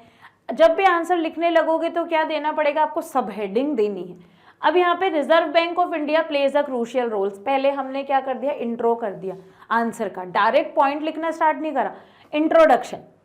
अब points, reserve Bank of India क्या करता है, supervise the functioning of bank, कि जितने भी अदर कमर्शियल बैंक्स हैं वो जो भी काम कर रहे हैं उनकी फंक्शनिंग को सुपरवाइज करने का काम करते हैं, कंट्रोलिंग करते हैं, उनको देखते हैं कि बैंक सही कर रहे हैं या नहीं कर रहे, कहीं ऐसा तो नहीं है कि वो कुछ फ्रॉड कर रहे हैं। और सुपरवाइज कैसे करते हैं, वो टाइम टू टाइम रिपोर्ट्स लेते हैं, ठीक है, डॉक्यूमेंट्स को लिया जाता है, बैंक उनको चेक करता है, तो फॉर्म्स वगैरह अपलोड करने होते हैं, supervise the functioning of banks, other जो भी बैंक्स हैं कमर्शियल बैंक्स उनकी वर्किंग को सुपरवाइज करके। Maintain cash balance, it ensure that bank keep a minimum cash reserves out of the deposit they receive. इसके साथ साथ रिजर्व बैंक ऑफ इंडिया ये भी बताती है और लिमिट फिक्स करती है कि कमर्शियल बैंक को कितना कैश बैलेंस मेंटेन करना है। ऐसा नहीं है कि जो कमर्शियल बैंक्स हैं वो अपनी मर्जी से कितना भी लोगों को लोन दे दें या कितना उन्हें रखना है अपने अकाउंट में, अपने बैंक में, ये सारी चीज़ें लिमिट कौन डिसाइड करता है, Reserve Bank of India decide करता है। चेक फेयर लैंडिंग, सही तरीके से लैंड कर रहे हैं, ऐसा तो नहीं हो रहा कि बैंक्स अमीरों को तो लोन दे रहे हैं पर गरीबों को लोन नहीं दे रहे, तो ये सारी चीज़ें भी चेक करती है। RBI ensure that bank give loan not only to profit making business, कि बैंक सिर्फ ऐसा नहीं कि प्रॉफिट मेकिंग बिजनेस को लोन दे रहे हैं, जो कोई स्टार्टअप करना चाहता है या जिसको लॉसेज हो रहे हैं उन लोगों को बैंक ही नहीं दे रहे, सॉरी उन लोगों को बैंक्स लोन ही नहीं दे रहे, तो ये सब भी चेक करती है। Collect information, banks are required to submit report to the RBI on how much they lend to whom, और यहाँ तक कि ये इन्फॉर्मेशन भी कलेक्ट करती है कि कितना लोन दिया है, किसको दिया है, कितने रेट ऑफ इंटरेस्ट पे दिया है। तो ये सारी इन सारे पॉइंट्स के through RBI other commercial banks पर रेगुलेशन रखती है, कंट्रोल रखती है, ताकि बैंक कोई गड़बड़ ना करे। ठीक है, तो हमने ये समझ लिया कि रिजर्व बैंक ऑफ इंडिया एक इम्पॉर्टेंट रोल, अगर रिजर्व बैंक ऑफ इंडिया नहीं होती ना तो बाकी सारे बैंक्स अपनी मनमानी चलाते होते, मनमानी चला रहे होते, तो उन सबको कंट्रोल करने के लिए रिजर्व बैंक ऑफ इंडिया का रेगुलेशन रहता है। Clear? Okay. Next question, explain any 3 functions of money as a medium of exchange. ये हमने देखो बेटा पढ़ा था कि मनी को as a medium of exchange use किया जाता है, तो अब हमें क्या बताने हैं, ऐसे 3 फंक्शंस बताने हैं जिस वजह से मनी को मीडियम ऑफ एक्सचेंज बोलते हैं। तो सबसे पहला, functions of money as a medium of exchange, facilitate exchange of goods and services, कि क्या करता है ये जो मनी है ना वो गुड्स और सर्विसेज को एक्सचेंज करने में काम आता है। कि आपको कोई गुड परचेज करना है, कि आप जैसे डॉक्टर के पास जा रहे हो तो आपको सर्विस लेनी है डॉक्टर की, तो आप उनको क्या दोगे इन रिटर्न, मनी। तो money acts as an intermediate, money acts as an intermediate in the exchange process, कि वो as a intermediary role play करता है। जब भी हमको कोई ट्रांजैक्शन करनी होती है, हमें गुड्स एक्सचेंज करनी होते हैं या सर्विस लेनी होती है या अपनी सर्विस किसी को देनी होती है, तो इन सब केसेस में money as a intermediate role play करता है। Making it easy to buy and sell goods और services without the need for a barter, अगर मनी नहीं होता तो आप अपनी सर्विसेज, सपोज करो आप अच्छे डॉक्टर बने हुए हो, तो आप डॉक्टर की सर्विस अगर किसी को दोगे तो किस बेसिस पे दोगे, क्या उनसे एक्सचेंज करोगे, आप सर्विस तो दे रहे हो पर फ्री में थोड़ी दे रहे हो, चैरिटी थोड़ी कर रहे हो, तो आपको तो आप अपना एज अ प्रोफेशन काम कर रहे हो तो आपको कुछ तो लेना पड़ेगा ना। तो जो पहले बार्टर सिस्टम था बहुत प्रॉब्लम्स क्रिएट होती थी, तो मनी उस चीज़ में रोल प्ले कर रहा है कि चाहे गुड्स हो चाहे सर्विसेज हो, दोनों को ही एक्सचेंज करना है तो हम मनी को यूज़ करेंगे। Eliminate double coincidence of bonds, अब जैसे बार्टर सिस्टम की एक बहुत बड़ी प्रॉब्लम थी वो थी डबल कोइंसिडेंस ऑफ बॉन्ड्स, कि अगर दोनों जन मतलब जो 2 पर्सन्स हैं अगर वो एक दूसरे की नीड्स को सेटिस्फाई नहीं कर पा रहे हैं तो तब तक वो ट्रांजैक्शन कंप्लीट ही नहीं होगा। जैसे अपन ने पढ़ा था ना कि ए जो था उसको, सपोज करो कि ए पर्सन है, उसको क्या चाहिए था, उसके पास अपना पेन था, उसे पेंसिल चाहिए थी, तो बी है पर बी को पेंसिल नहीं चाहिए, तो वो ए तब तक लोगों को ढूंढता रहेगा जब तक उसको जो चाहिए दूसरे से वो मिल जाए और दूसरे को जो चाहिए वो ए से उसे मिल जाए। तो डबल कोइंसिडेंस ऑफ वांट्स की जो कंडीशन होती है ये एलिमिनेट हो जाती है जब हम मनी यूज करने लगते हैं। मनी से इजीली ट्रांजैक्शन कंप्लीट होता है, पर बार्टर सिस्टम में बहुत टाइम लगता था ट्रांजैक्शन कंप्लीट होने में, तो ये जो डबल कोइंसिडेंस है वो एलिमिनेट होती है। Widely accepted means of payment, और कहीं पर भी चले जाओ, अगर हम रूपी करेंसी की बात कर रहे हैं तो हमारे इंडिया में, आप इंडिया के किसी भी कोने में चल जाओ, वहाँ पर मतलब कोई ऐसी जगह नहीं होगी जहाँ पे आपकी जो करेंसी है उसको कोई लेने से मना करेगा, हो ही नहीं सकता ही। तो इसको वाइडली, मतलब पूरे, हम इंडिया की बात करें तो ऑल ओवर इंडिया इस करेंसी को एक्सेप्ट किया जाएगा, कोई भी ऐसा पर्सन नहीं होगा जो उसको लेने से मना करे, एक्सेप्ट करने से मना करे। तो ये 3 फंक्शंस हैं मनी की, जिसलिए मनी यूज होता है as a medium of exchange. फिर नेक्स्ट क्वेश्चन की अपन बात करें, examine the importance of bank deposit. जो बैंक डिपॉजिट होता है, जैसे अपन ने पढ़ा था कि मैं हूँ, मेरा एक बैंक अकाउंट है, उस बैंक अकाउंट में मैंने अपना जो भी पैसा था वो डिपॉजिट किया हुआ है, वहाँ पे सेव किया हुआ है, तो उसकी आपको क्या करनी है, इम्पोर्टेंस बतानी है। Importance of bank deposit, safe place to keep money. सबसे पहला पॉइंट कि जब हम बात करते हैं, अब देखो बैंक ऐसी जगह जो बिल्कुल सेफेस्ट प्लेस है, आप घर में पैसा रखोगे तो हो सकता है चोरी हो जाए, ठीक है। तो बैंक क्या होती है, सेफ प्लेस होती है जहाँ पे आपका पैसा रखा हुआ है और आपको कोई टेंशन नहीं है, कोई डर नहीं है कि आपका पैसा कोई और ले लेगा। Safe place to keep money, depositing money in banks keep people saving safe from theft और लॉस। लॉस और थेफ्ट से वो क्या होता है, आपको बचा के रखता है, क्योंकि आपका पैसा सेफली बैंक में रखा हुआ है। अर्न्स इंटरेस्ट, कि अब बैंक में डिपॉजिट हो रहा है तो उसके बदले बैंक आपको कुछ ना कुछ तो देगा, तो बैंक आपको क्या देता है, एक इंटरेस्ट का अमाउंट देता है। भले वो इंटरेस्ट क्या रहता है, मिनिमम रहता है। तो जब एज अ डिपॉजिटर अपन अपना पैसा डिपॉजिट करते हैं बैंक में, तो बैंक क्या प्रोवाइड करता है, इंटरेस्ट प्रोवाइड करता है, extra income. Third, provides liquidity and convenience. Liquidity का मीनिंग क्या होता है, लिक्विडिटी का मतलब होता है इजी टू कैश, या फिर हम बोले कि जो चीज बहुत ही इजीली कैश में कन्वर्ट हो रही, तो लिक्विड। अब बैंक में हमारा पैसा रखा है, जब आपको जरूरत होगी आप ऑन द स्पॉट एटीएम से जाके पैसा निकाल सकते। एटीएम से नहीं निकालना चाह रहे हैं, एटीएम से विड्रॉ नहीं कर रहे, तो आप बैंक में जाके विड्रॉ कर सकते। तो प्रोवाइड लिक्विडिटी, वो लिक्विडिटी प्रोवाइड करती है, जब आपको पैसा चाहिए आप ऑन द स्पॉट पैसा निकाल सकते हो, तो लिक्विडिटी एंड कन्वीनियंस। और बिल्कुल, और ऐसा भी नहीं कि बहुत मेहनत करनी पड़ रही है, लंबी लंबी लाइनों में खड़ा होना पड़ा है, नहीं, ऐसा कुछ नहीं, कन्वीनियंटली आपका काम हो जाएगा। People can withdraw money whenever needed as deposits can be use for payment through cheques और डिजिटल ट्रांजेक्शन। इसके अलावा और अगर अपन बात करें तो चलो कैश विड्रॉ करने की बात थी, पर आप चाहो तो आपको कोई पेमेंट करना और आप कैश विड्रॉ नहीं करना चाह रहे तो आप चेक के थ्रू भी पेमेंट कर सकते हो, ठीक है, चेक के थ्रू पेमेंट कर सकते हो,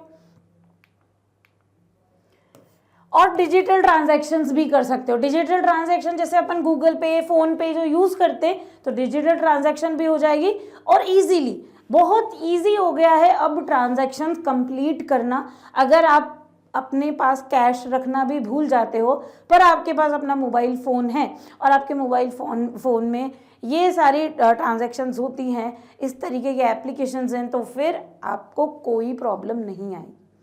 क्लियर? तो ये आपको। अब next, imagine you are a part of a self help group, explain the working system of the self help group to the new member. अब अपन ने जो सेल्फ हेल्प ग्रुप पढ़ा था ना कि 15 से 20 मेंबर होंगे, तो ये आपको एक स्टोरी की तरह बता दिया, केस स्टडी की तरह, कि आप इमेजिन करो खुद को कि आप सेल्फ हेल्प ग्रुप के एक मेंबर हो, न्यू मेंबर हो, तो आपको वर्किंग सिस्टम बताना है। Working system of self help group, formation and member, a typical SHG consist of 15 to 20 member. ये अपन ने पढ़ा था कि इतने मेंबर्स होते हैं। आसपास के, ऐसा कुछ नहीं है कि बहुत दूर एक कोई पर्सन एक गांव का है तो दूसरा पर्सन दूसरे गांव का, नहीं, वो आसपास के लोग होते हैं, नेबरहुड के, और ज़्यादातर क्या रहती हैं, विमेन्स ही रहती हैं। और सेल्फ हेल्प ग्रुप के थ्रू वुमेन का क्या होता है, एम्पावरमेंट होता है, वो फाइनेंशियली इंडिपेंडेंट बनती हैं, एक दूसरे के साथ बैठती है तो अपनी प्रॉब्लम्स भी डिस्कस करती है। तो ये जनरली ये जो ग्रुप बनता है ये वुमेन्स बनाती है, who come together to save regularly, और एक बहुत अच्छी उनमें हैबिट डेवलप होती है, वो हैबिट है सेविंग हैबिट की, कि थोड़ा थोड़ा पैसा करके अपने पास जमा करते रहो, जब कभी ज़रूरत पड़ेगी तो आपको किसी और पे डिपेंड नहीं होना पड़ेगा, आपको किसी और के पास पैसे मांगने नहीं जाने पड़ेंगे। वुमेन के पास खुद के पास डिपॉजिट है, मतलब डिपॉजिट अमाउंट है। रेगुलर सेविंग्स, अब इस एसएचजी के थ्रू ये रहता है कि हर मंथ मतलब एक फिक्स्ड इंटरवल ऑफ टाइम में सेविंग करनी होती है, तो रेगुलर सेविंग, क्योंकि इस मंथ एक बार सेविंग कर दी फिर आपने एक साल तक नहीं करी तो वो क्या होगा, कुछ भी इकट्ठा नहीं होगा।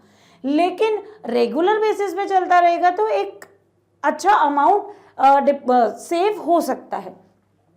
इंटरनल लैंडिंग, अब इसमें क्या होता है कि जो मेंबर्स होते हैं, किसी भी मेंबर को ज़रूरत पड़ जाती है कभी पैसों की, तो उन्हें मनी लेंडर के पास या फिर अदर इनफॉर्मल सेक्टर्स के पास जाने की ज़रूरत नहीं पड़ेगी, अब वो उस सेल्फ हेल्प ग्रुप के थ्रू भी लोन ले लेगा, तो इंटरनल लैंडिंग भी अलाउ होती है। Member can take small loans from this fund to meet their need, अपनी ज़रूरतों को पूरा करने के लिए वो उस फंड से भी पैसा ले सकता है।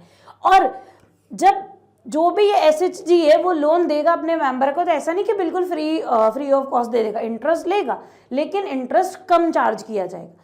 अगर इनफॉर्मल में जाएगा पर्सन तो उसका बहुत ज़्यादा इंटरेस्ट लगेगा, लेकिन एसएचजी के थ्रू लेगा तो इंटरेस्ट कम देना पड़ेगा। और देखो बैंक के पास जाएंगे तो कोलेटरल सिक्योरिटी की डिमांड रहेगी, लेकिन एसएचजी में कोई भी कोलेटरल की भी ज़रूरत नहीं।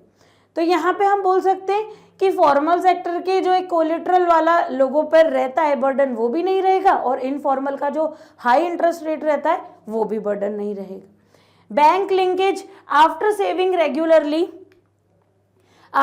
Regularly for 1 to 2 years the SHG become eligible to take a bank loan, the loan is sanctioned in the name of the group not individual।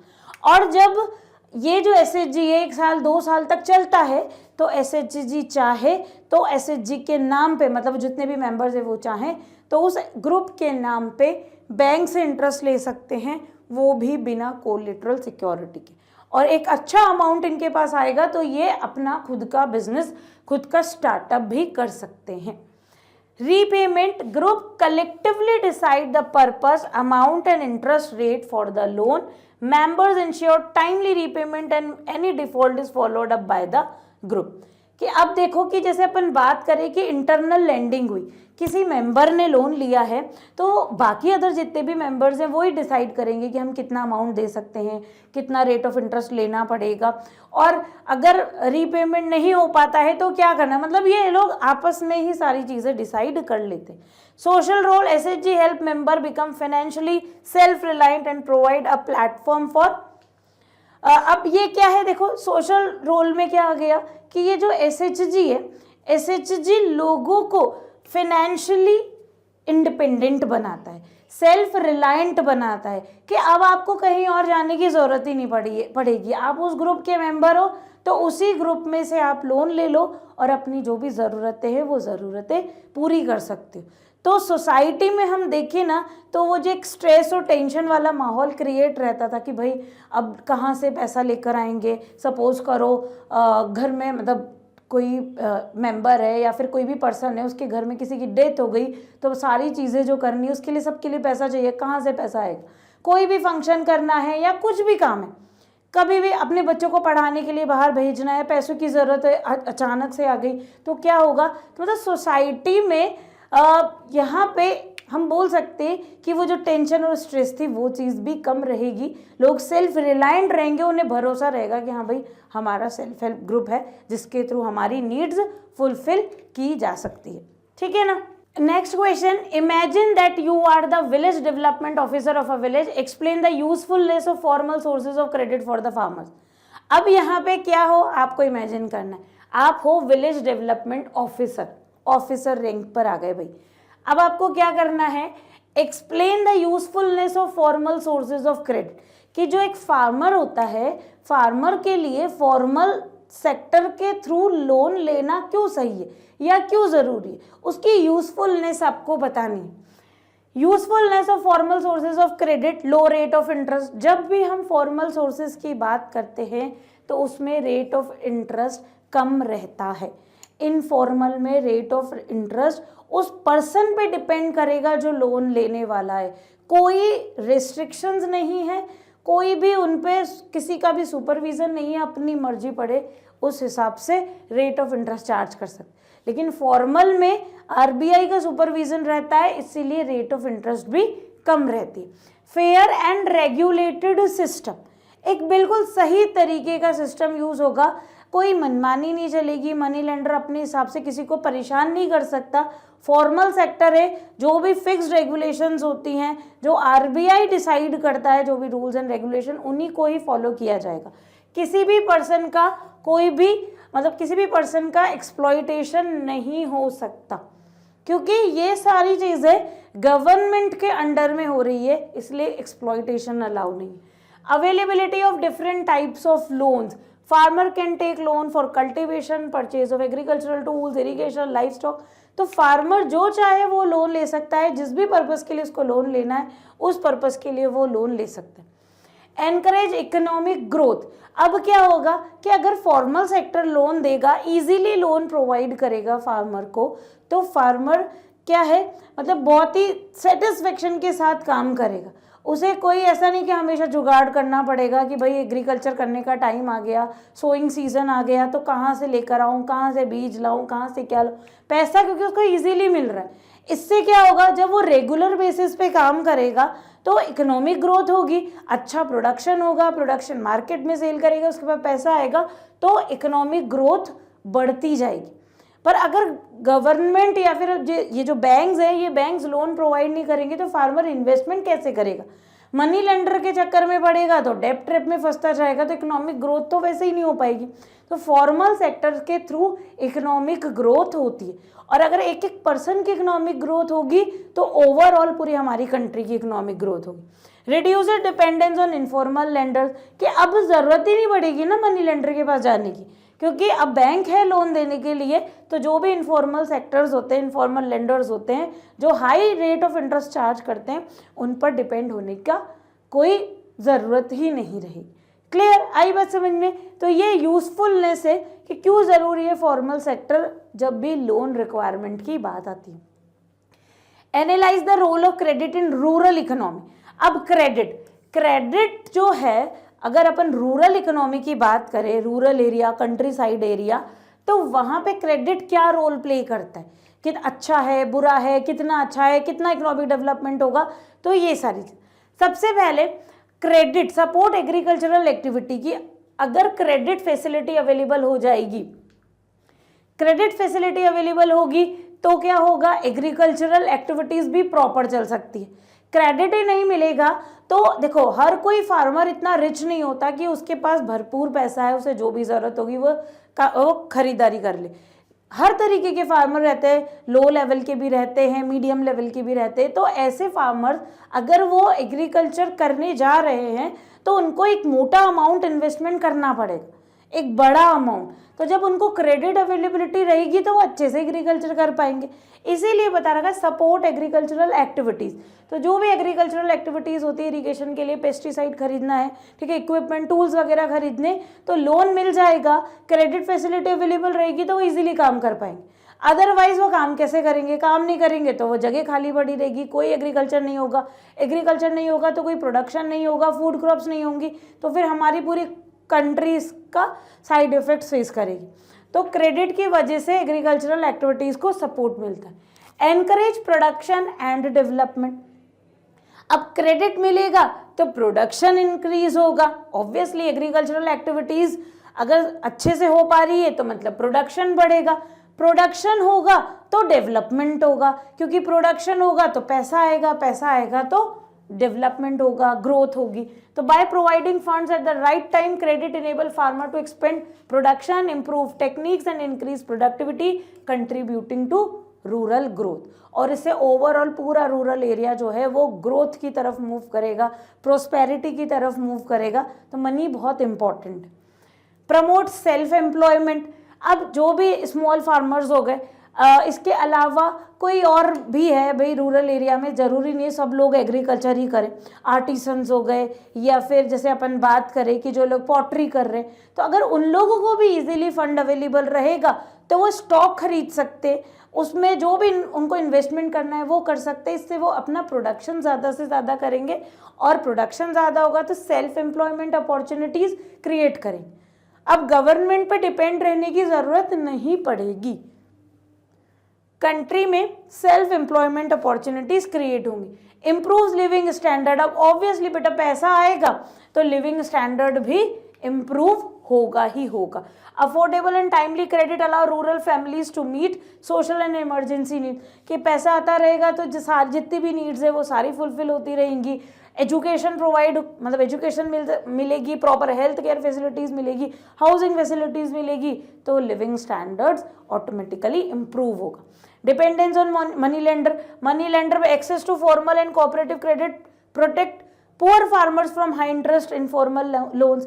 अब जब इजीली फंड अवेलेबल है, फॉर्मल सेक्टर लोन दे रहा है, तो फिर जो भी डिपेंडेंस पहले मनी लेंडर पे हुआ करती थी, इनफॉर्मल सेक्टर पे हुआ करती थी, अब वो डिपेंडेंस रहेगी नहीं, और डिपेंडेंस नहीं रहेगी तो लोगों की लाइफ जो है वो बेटर तरीके से चलेगी। पहले क्या मनी लेंडर के चक्कर में पड़ता था इंसान फार्मर, तो डेप्ट ट्रैप में फंसता जाता था, तो जितनी भी जनरेशन आगे आती थी वो सब कर्जे में डूबी रहती थी। तो वो सारी चीज़ें नहीं होगी तो लाइफ अच्छी तरीके से चल पाएगी रूरल एरिया। क्लियर, बात समझ आ रही?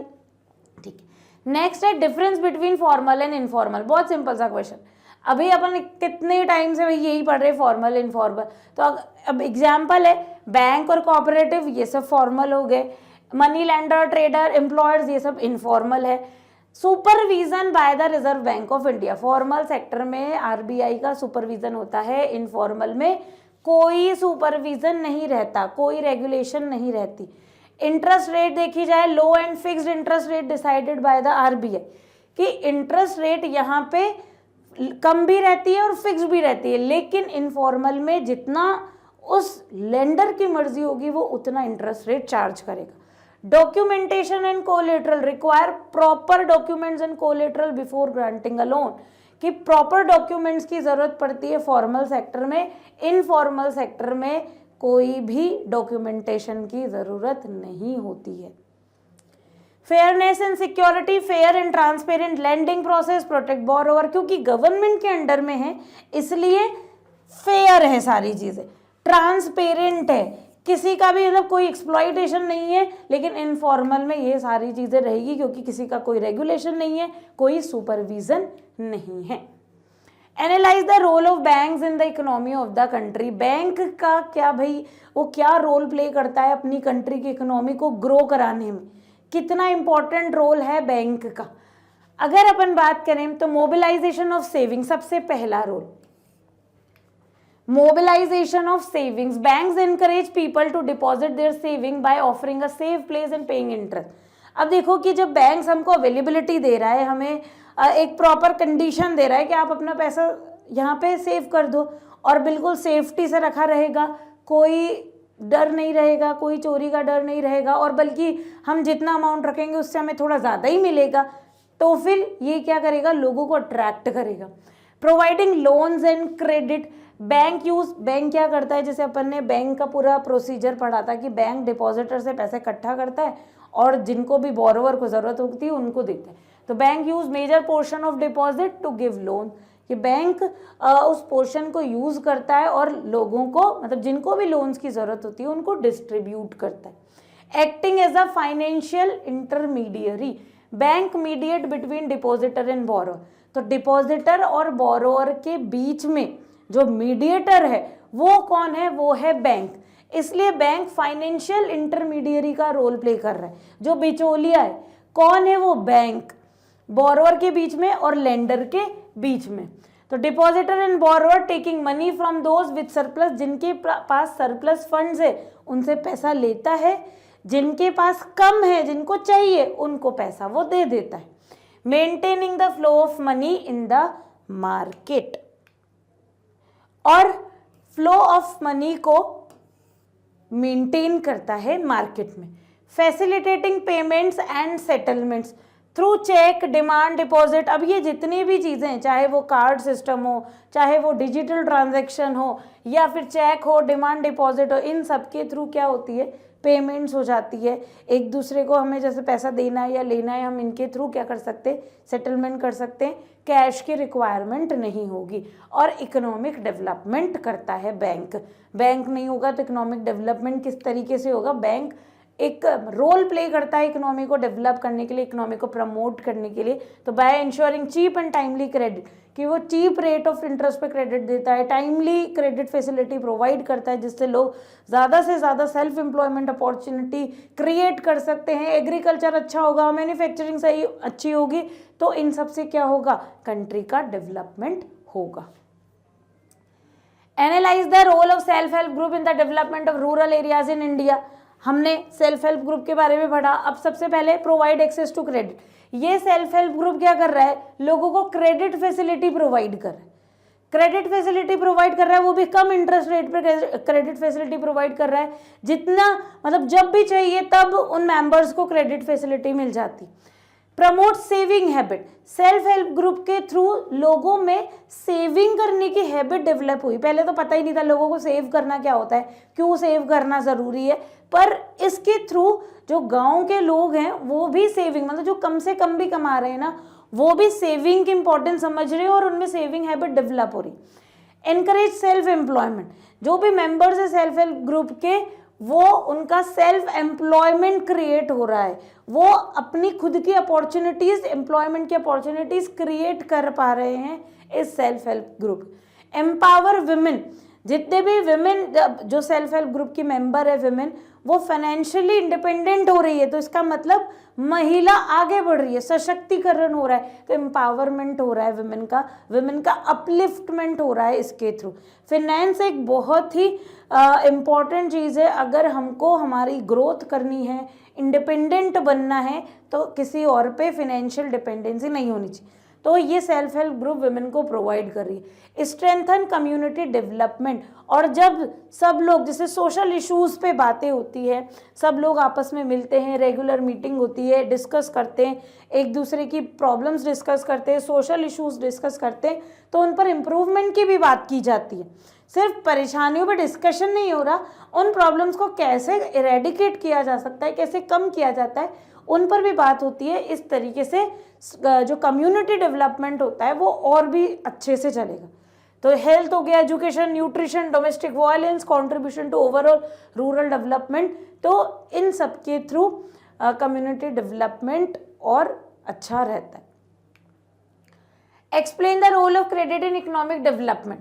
अब role of credit in economic development ये हमने अभी भी पढ़ा था। Promotes production and investment. Credit facility रहेगी तो बेटा प्रोडक्शन हो पाएगा, लोग इन्वेस्टमेंट कर पाएंगे। रूरल एरिया है तो एग्रीकल्चर में इन्वेस्टमेंट कर पाएंगे, अपने जो स्मॉल बिजनेस होते हैं उनमें इन्वेस्टमेंट कर पाएंगे। अर्बन एरियाज़ है तो लोग सेल्फ जो स्टार्टअप है वो स्टार्टअप कर सकते हैं, अपना बिजनेस जनरेट कर सकते। जनरेट एम्प्लॉयमेंट, अगर वो अपना मतलब खुद का एम्प्लॉयमेंट जनरेट कर रहे, जब सेल्फ एम्प्लॉयमेंट अपॉर्चुनिटीज़ क्रिएट हो रही है तो एक अकेला जना तो काम नहीं करेगा, वो और भी बाकी लोगों को साथ में लेकर आएगा, तो बाकी लोगों के लिए भी एम्प्लॉयमेंट अपॉर्चुनिटी क्रिएट होगी, जॉब अपॉर्चुनिटी क्रिएट होगी। Encourage self reliance. और availability of affordable and timely credit helps individual and small producer become financially independent and contribute to national growth. तो क्रेडिट फैसिलिटी रहेगी तो लोग अपना एम्प्लॉयमेंट जनरेट करेंगे, तो सेल्फ रिलायंट रहेंगे, किसी और पे डिपेंडेंसी रहेगी नहीं, हमेशा गवर्नमेंट पर ब्लेम नहीं लगाते रहेंगे कि जॉब देना आपकी जिम्मेदारी है, नहीं, वो खुद का काम खुद कर रहे हैं। अब a person Z tries to explain how the requirement of double coincidence of bonds in a barter system limit trade and exchange. Which of the following justification do you think will be used by him or her? This is for you. आप लोगों को करना है ये वाला question solve. Next अपन पढ़ते हैं expanding access to loans in the formal sector is important, yet it is equally critical that these loans are accessible to all people for national development. अब देखो क्या है, expanding access to loan in the formal sector is important. हमने बात करी कि भाई सब लोगों को लोन इजीली अवेलेबल रहने चाहिए, ये बहुत ज़रूरी है सोसाइटी में।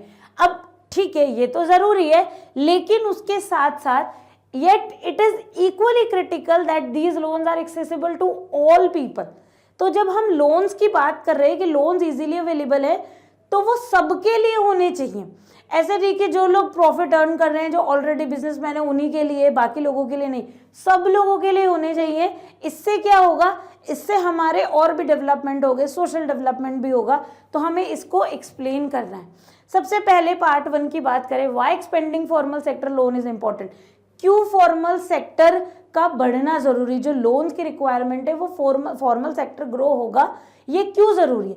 इनफॉर्मल कम से कम होना चाहिए, तो इसलिए क्योंकि फॉर्मल में लो रेट ऑफ इंटरेस्ट लोन मिल जाता है, इनफॉर्मल में बहुत इंटरेस्ट देना पड़ता है, इतना तो बेचारे के पास है ही नहीं, जिस पर्सन को लोन चाहिए उसके पास है ही नहीं इतना पैसा, फिर भी वो क्या करेगा, मजबूरी पड़ेगी तो लेगा ही सही ना। इसलिए फॉर्मल सेक्टर ग्रो करेंगे ना तो लोगों को कम रेट ऑफ इंटरेस्ट पे लोन मिल जाएगा। प्रोटेक्शन फ्रॉम एक्सप्लॉइटेशन, कि जब अगर देखो कोई भी पर्सन है वो मनी लेंडर के पास लोन लेने जा रहा है, या फ्रेंड्स हो गए, फैमिली हो गई, इनके पास लोन लेने जा रहा है, तो हो सकता है उसकी मजबूरी का फ़ायदा उठाया जाए, उसको एक्सप्लॉइट किया जाए कि तुम्हें ये भी काम करना पड़ेगा, वो भी काम करना पड़ेगा, तब हम पैसा दें। लेकिन फॉर्मल सेक्टर लोन प्रोवाइड करता है तो वो एक्सप्लॉइटेशन नहीं करता, वो उनका काम है, वो गवर्नमेंट ने अथोराइज कर रखा है बैंक्स को, इसलिए उन्हें ये काम करना है, तो वो किसी की मजबूरी को फ़ायदा नहीं उठाएंगे, वो किसी का एक्सप्लॉइटेशन नहीं करेंगे, तो प्रोटेक्शन, उस एक्सप्लॉइटेशन से प्रोटेक्शन मिलेगी। एनकरेज इन्वेस्टमेंट, अब जब फार्मर को दिख रहा है कि भाई इजीली लोन मिल रहा है, या फिर कोई अर्बन एरिया में कोई पर्सन है उसे पता है कि भाई बैंक आपको इजीली लोन दे रही है, तो वो क्या कर सकते हैं, इन्वेस्टमेंट कर सकते हैं, अपना बिजनेस स्टार्ट कर सकते हैं, एग्रीकल्चर में इन्वेस्टमेंट कर सकते हैं, इससे इन्वेस्टमेंट इंकरेज होगी। उनको ये दिमाग में टेंशन नहीं रहेगी कि हमको अब बहुत सारा पेमेंट करना पड़ेगा, कहाँ से लाएंगे, अगर नुकसान हो गया तो क्या करेंगे, तो इन्वेस्टमेंट इंकरेज होगी। और promote saving, formal institution encourage saving and provide financial security, और ये जितने भी बैंक्स वगैरह हैं ये सेविंग हैबिट को डेवलप करते, प्रमोट करते, ताकि ज़्यादा से ज़्यादा लोग क्या करें, सेविंग करना सीखें। अब जो second part, why accessibility for all is critical for national development, तो जब हम बात करते हैं एक्सेसिबिलिटी फॉर ऑल, तो inclusive growth, when loans reach the poor and weaker section, they too can participate in economic activities, reducing inequality and ensuring no one is left behind। क्या होगा, जब लोन सब लोगों तक पहुंचेगा, गरीब से गरीब के पास भी लोन पहुंचेगा, तो इससे सब लोगों का बेटरमेंट होगा, डेवलपमेंट होगा, इनइक्वालिटी रिड्यूस होगी। ठीक है, कोई मतलब ऐसा नहीं रहेगा कि पिछड़ा हुआ है, सब अपनी ग्रोथ कर सकते हैं क्योंकि उनको फाइनेंशियल फैसिलिटी अवेलेबल हो पा रही है। पोवर्टी रिडक्शन, कि हमारी कंट्री से पोवर्टी इरेडिकेट होगी, हमारी कंट्री से पोवर्टी कम होगी, गरीबी कम होगी, पोवर्टी इरेडिकेशन होगा। Affordable credit helps the poor generate income, lifting them out of poverty, और जब कैश मिल सकता है, लोन्स मिल सकते हैं, तो गरीब भी सोच सकता है कि हाँ हम भी अपना कुछ काम स्टार्ट कर सकते, जिससे कि हम पैसा कमा सकें और ये जो गरीबी है उस गरीबी को हटाया जा सके। बूस्ट ओवरऑल इकोनॉमी, अगर और हम जब हर एक इंडिविजुअल को इंक्लूड करेंगे इसमें, तो ओवरऑल क्या होगा, हमारी इकोनॉमी ग्रो करेगी। जब एक एक पर्सन का ग्रोथ होगा, फाइनेंशियल ग्रोथ होगी, तो इससे पूरी कंट्री की ग्रोथ होगी, तो ओवरऑल इकोनॉमी अपनी आगे बढ़ेगी, ग्रो करेगी, जीडीपी अपना बढ़ेगा। रिड्यूसेस इनफॉर्मल डिपेंडेंस, और जितनी ज़्यादा इनफॉर्मल सेक्टर पे डिपेंडेंस है वो भी डिपेंडेंस कम होती जाएगी, क्योंकि लोगों को कॉमन पीपल्स को इजीली अवेलेबिलिटी रहेगी फॉर्मल सेक्टर के लोन की। क्लियर, आई बात समझ में।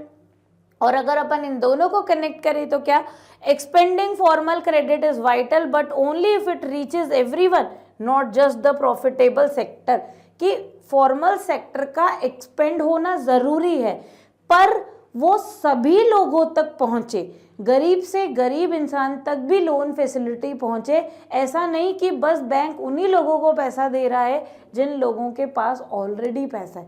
जो लोग ऑलरेडी प्रॉफिट सिचुएशन में, अगर सिर्फ बैंक उन्हीं को ही लोन की फैसिलिटी देगा, क्रेडिट फैसिलिटी अवेलेबल रहेगी, इससे कंट्री का डेवलपमेंट इक्वली नहीं हो पाएगा। एक सेगमेंट आगे बढ़ता जाएगा, ग्रो करता जाएगा, और दूसरा सेगमेंट गरीबी होता चला जाएगा। तो हमें अगर हमारी कंट्री का ओवरऑल डेवलपमेंट करना है तो ये क्रेडिट फैसिलिटी सबके लिए अवेलेबल होनी चाहिए। तो यहीं पे हमारा ये चैप्टर मनी एंड क्रेडिट भी कंप्लीट हुआ। आई होप आप लोगों को अच्छे से समझ आया होगा। क्वेश्चन आंसर की भी फॉर्म और लैंग्वेजेस वगैरह अच्छे से क्लियर हो गई होगी बेटा। तो ये सारे जितने भी क्वेश्चंस हैं आप इतने अच्छे इतने क्वेश्चंस को प्रिपेयर कर लो, अच्छे से लर्न कर लो, तो मतलब आपका ये चैप्टर कहीं और से कुछ और आपको पढ़ने की ज़रूरत ही नहीं पड़ेगी। तो बेटा फिर मिलते हैं नेक्स्ट चैप्टर के साथ। Stay tune for the next chapter. Thank you.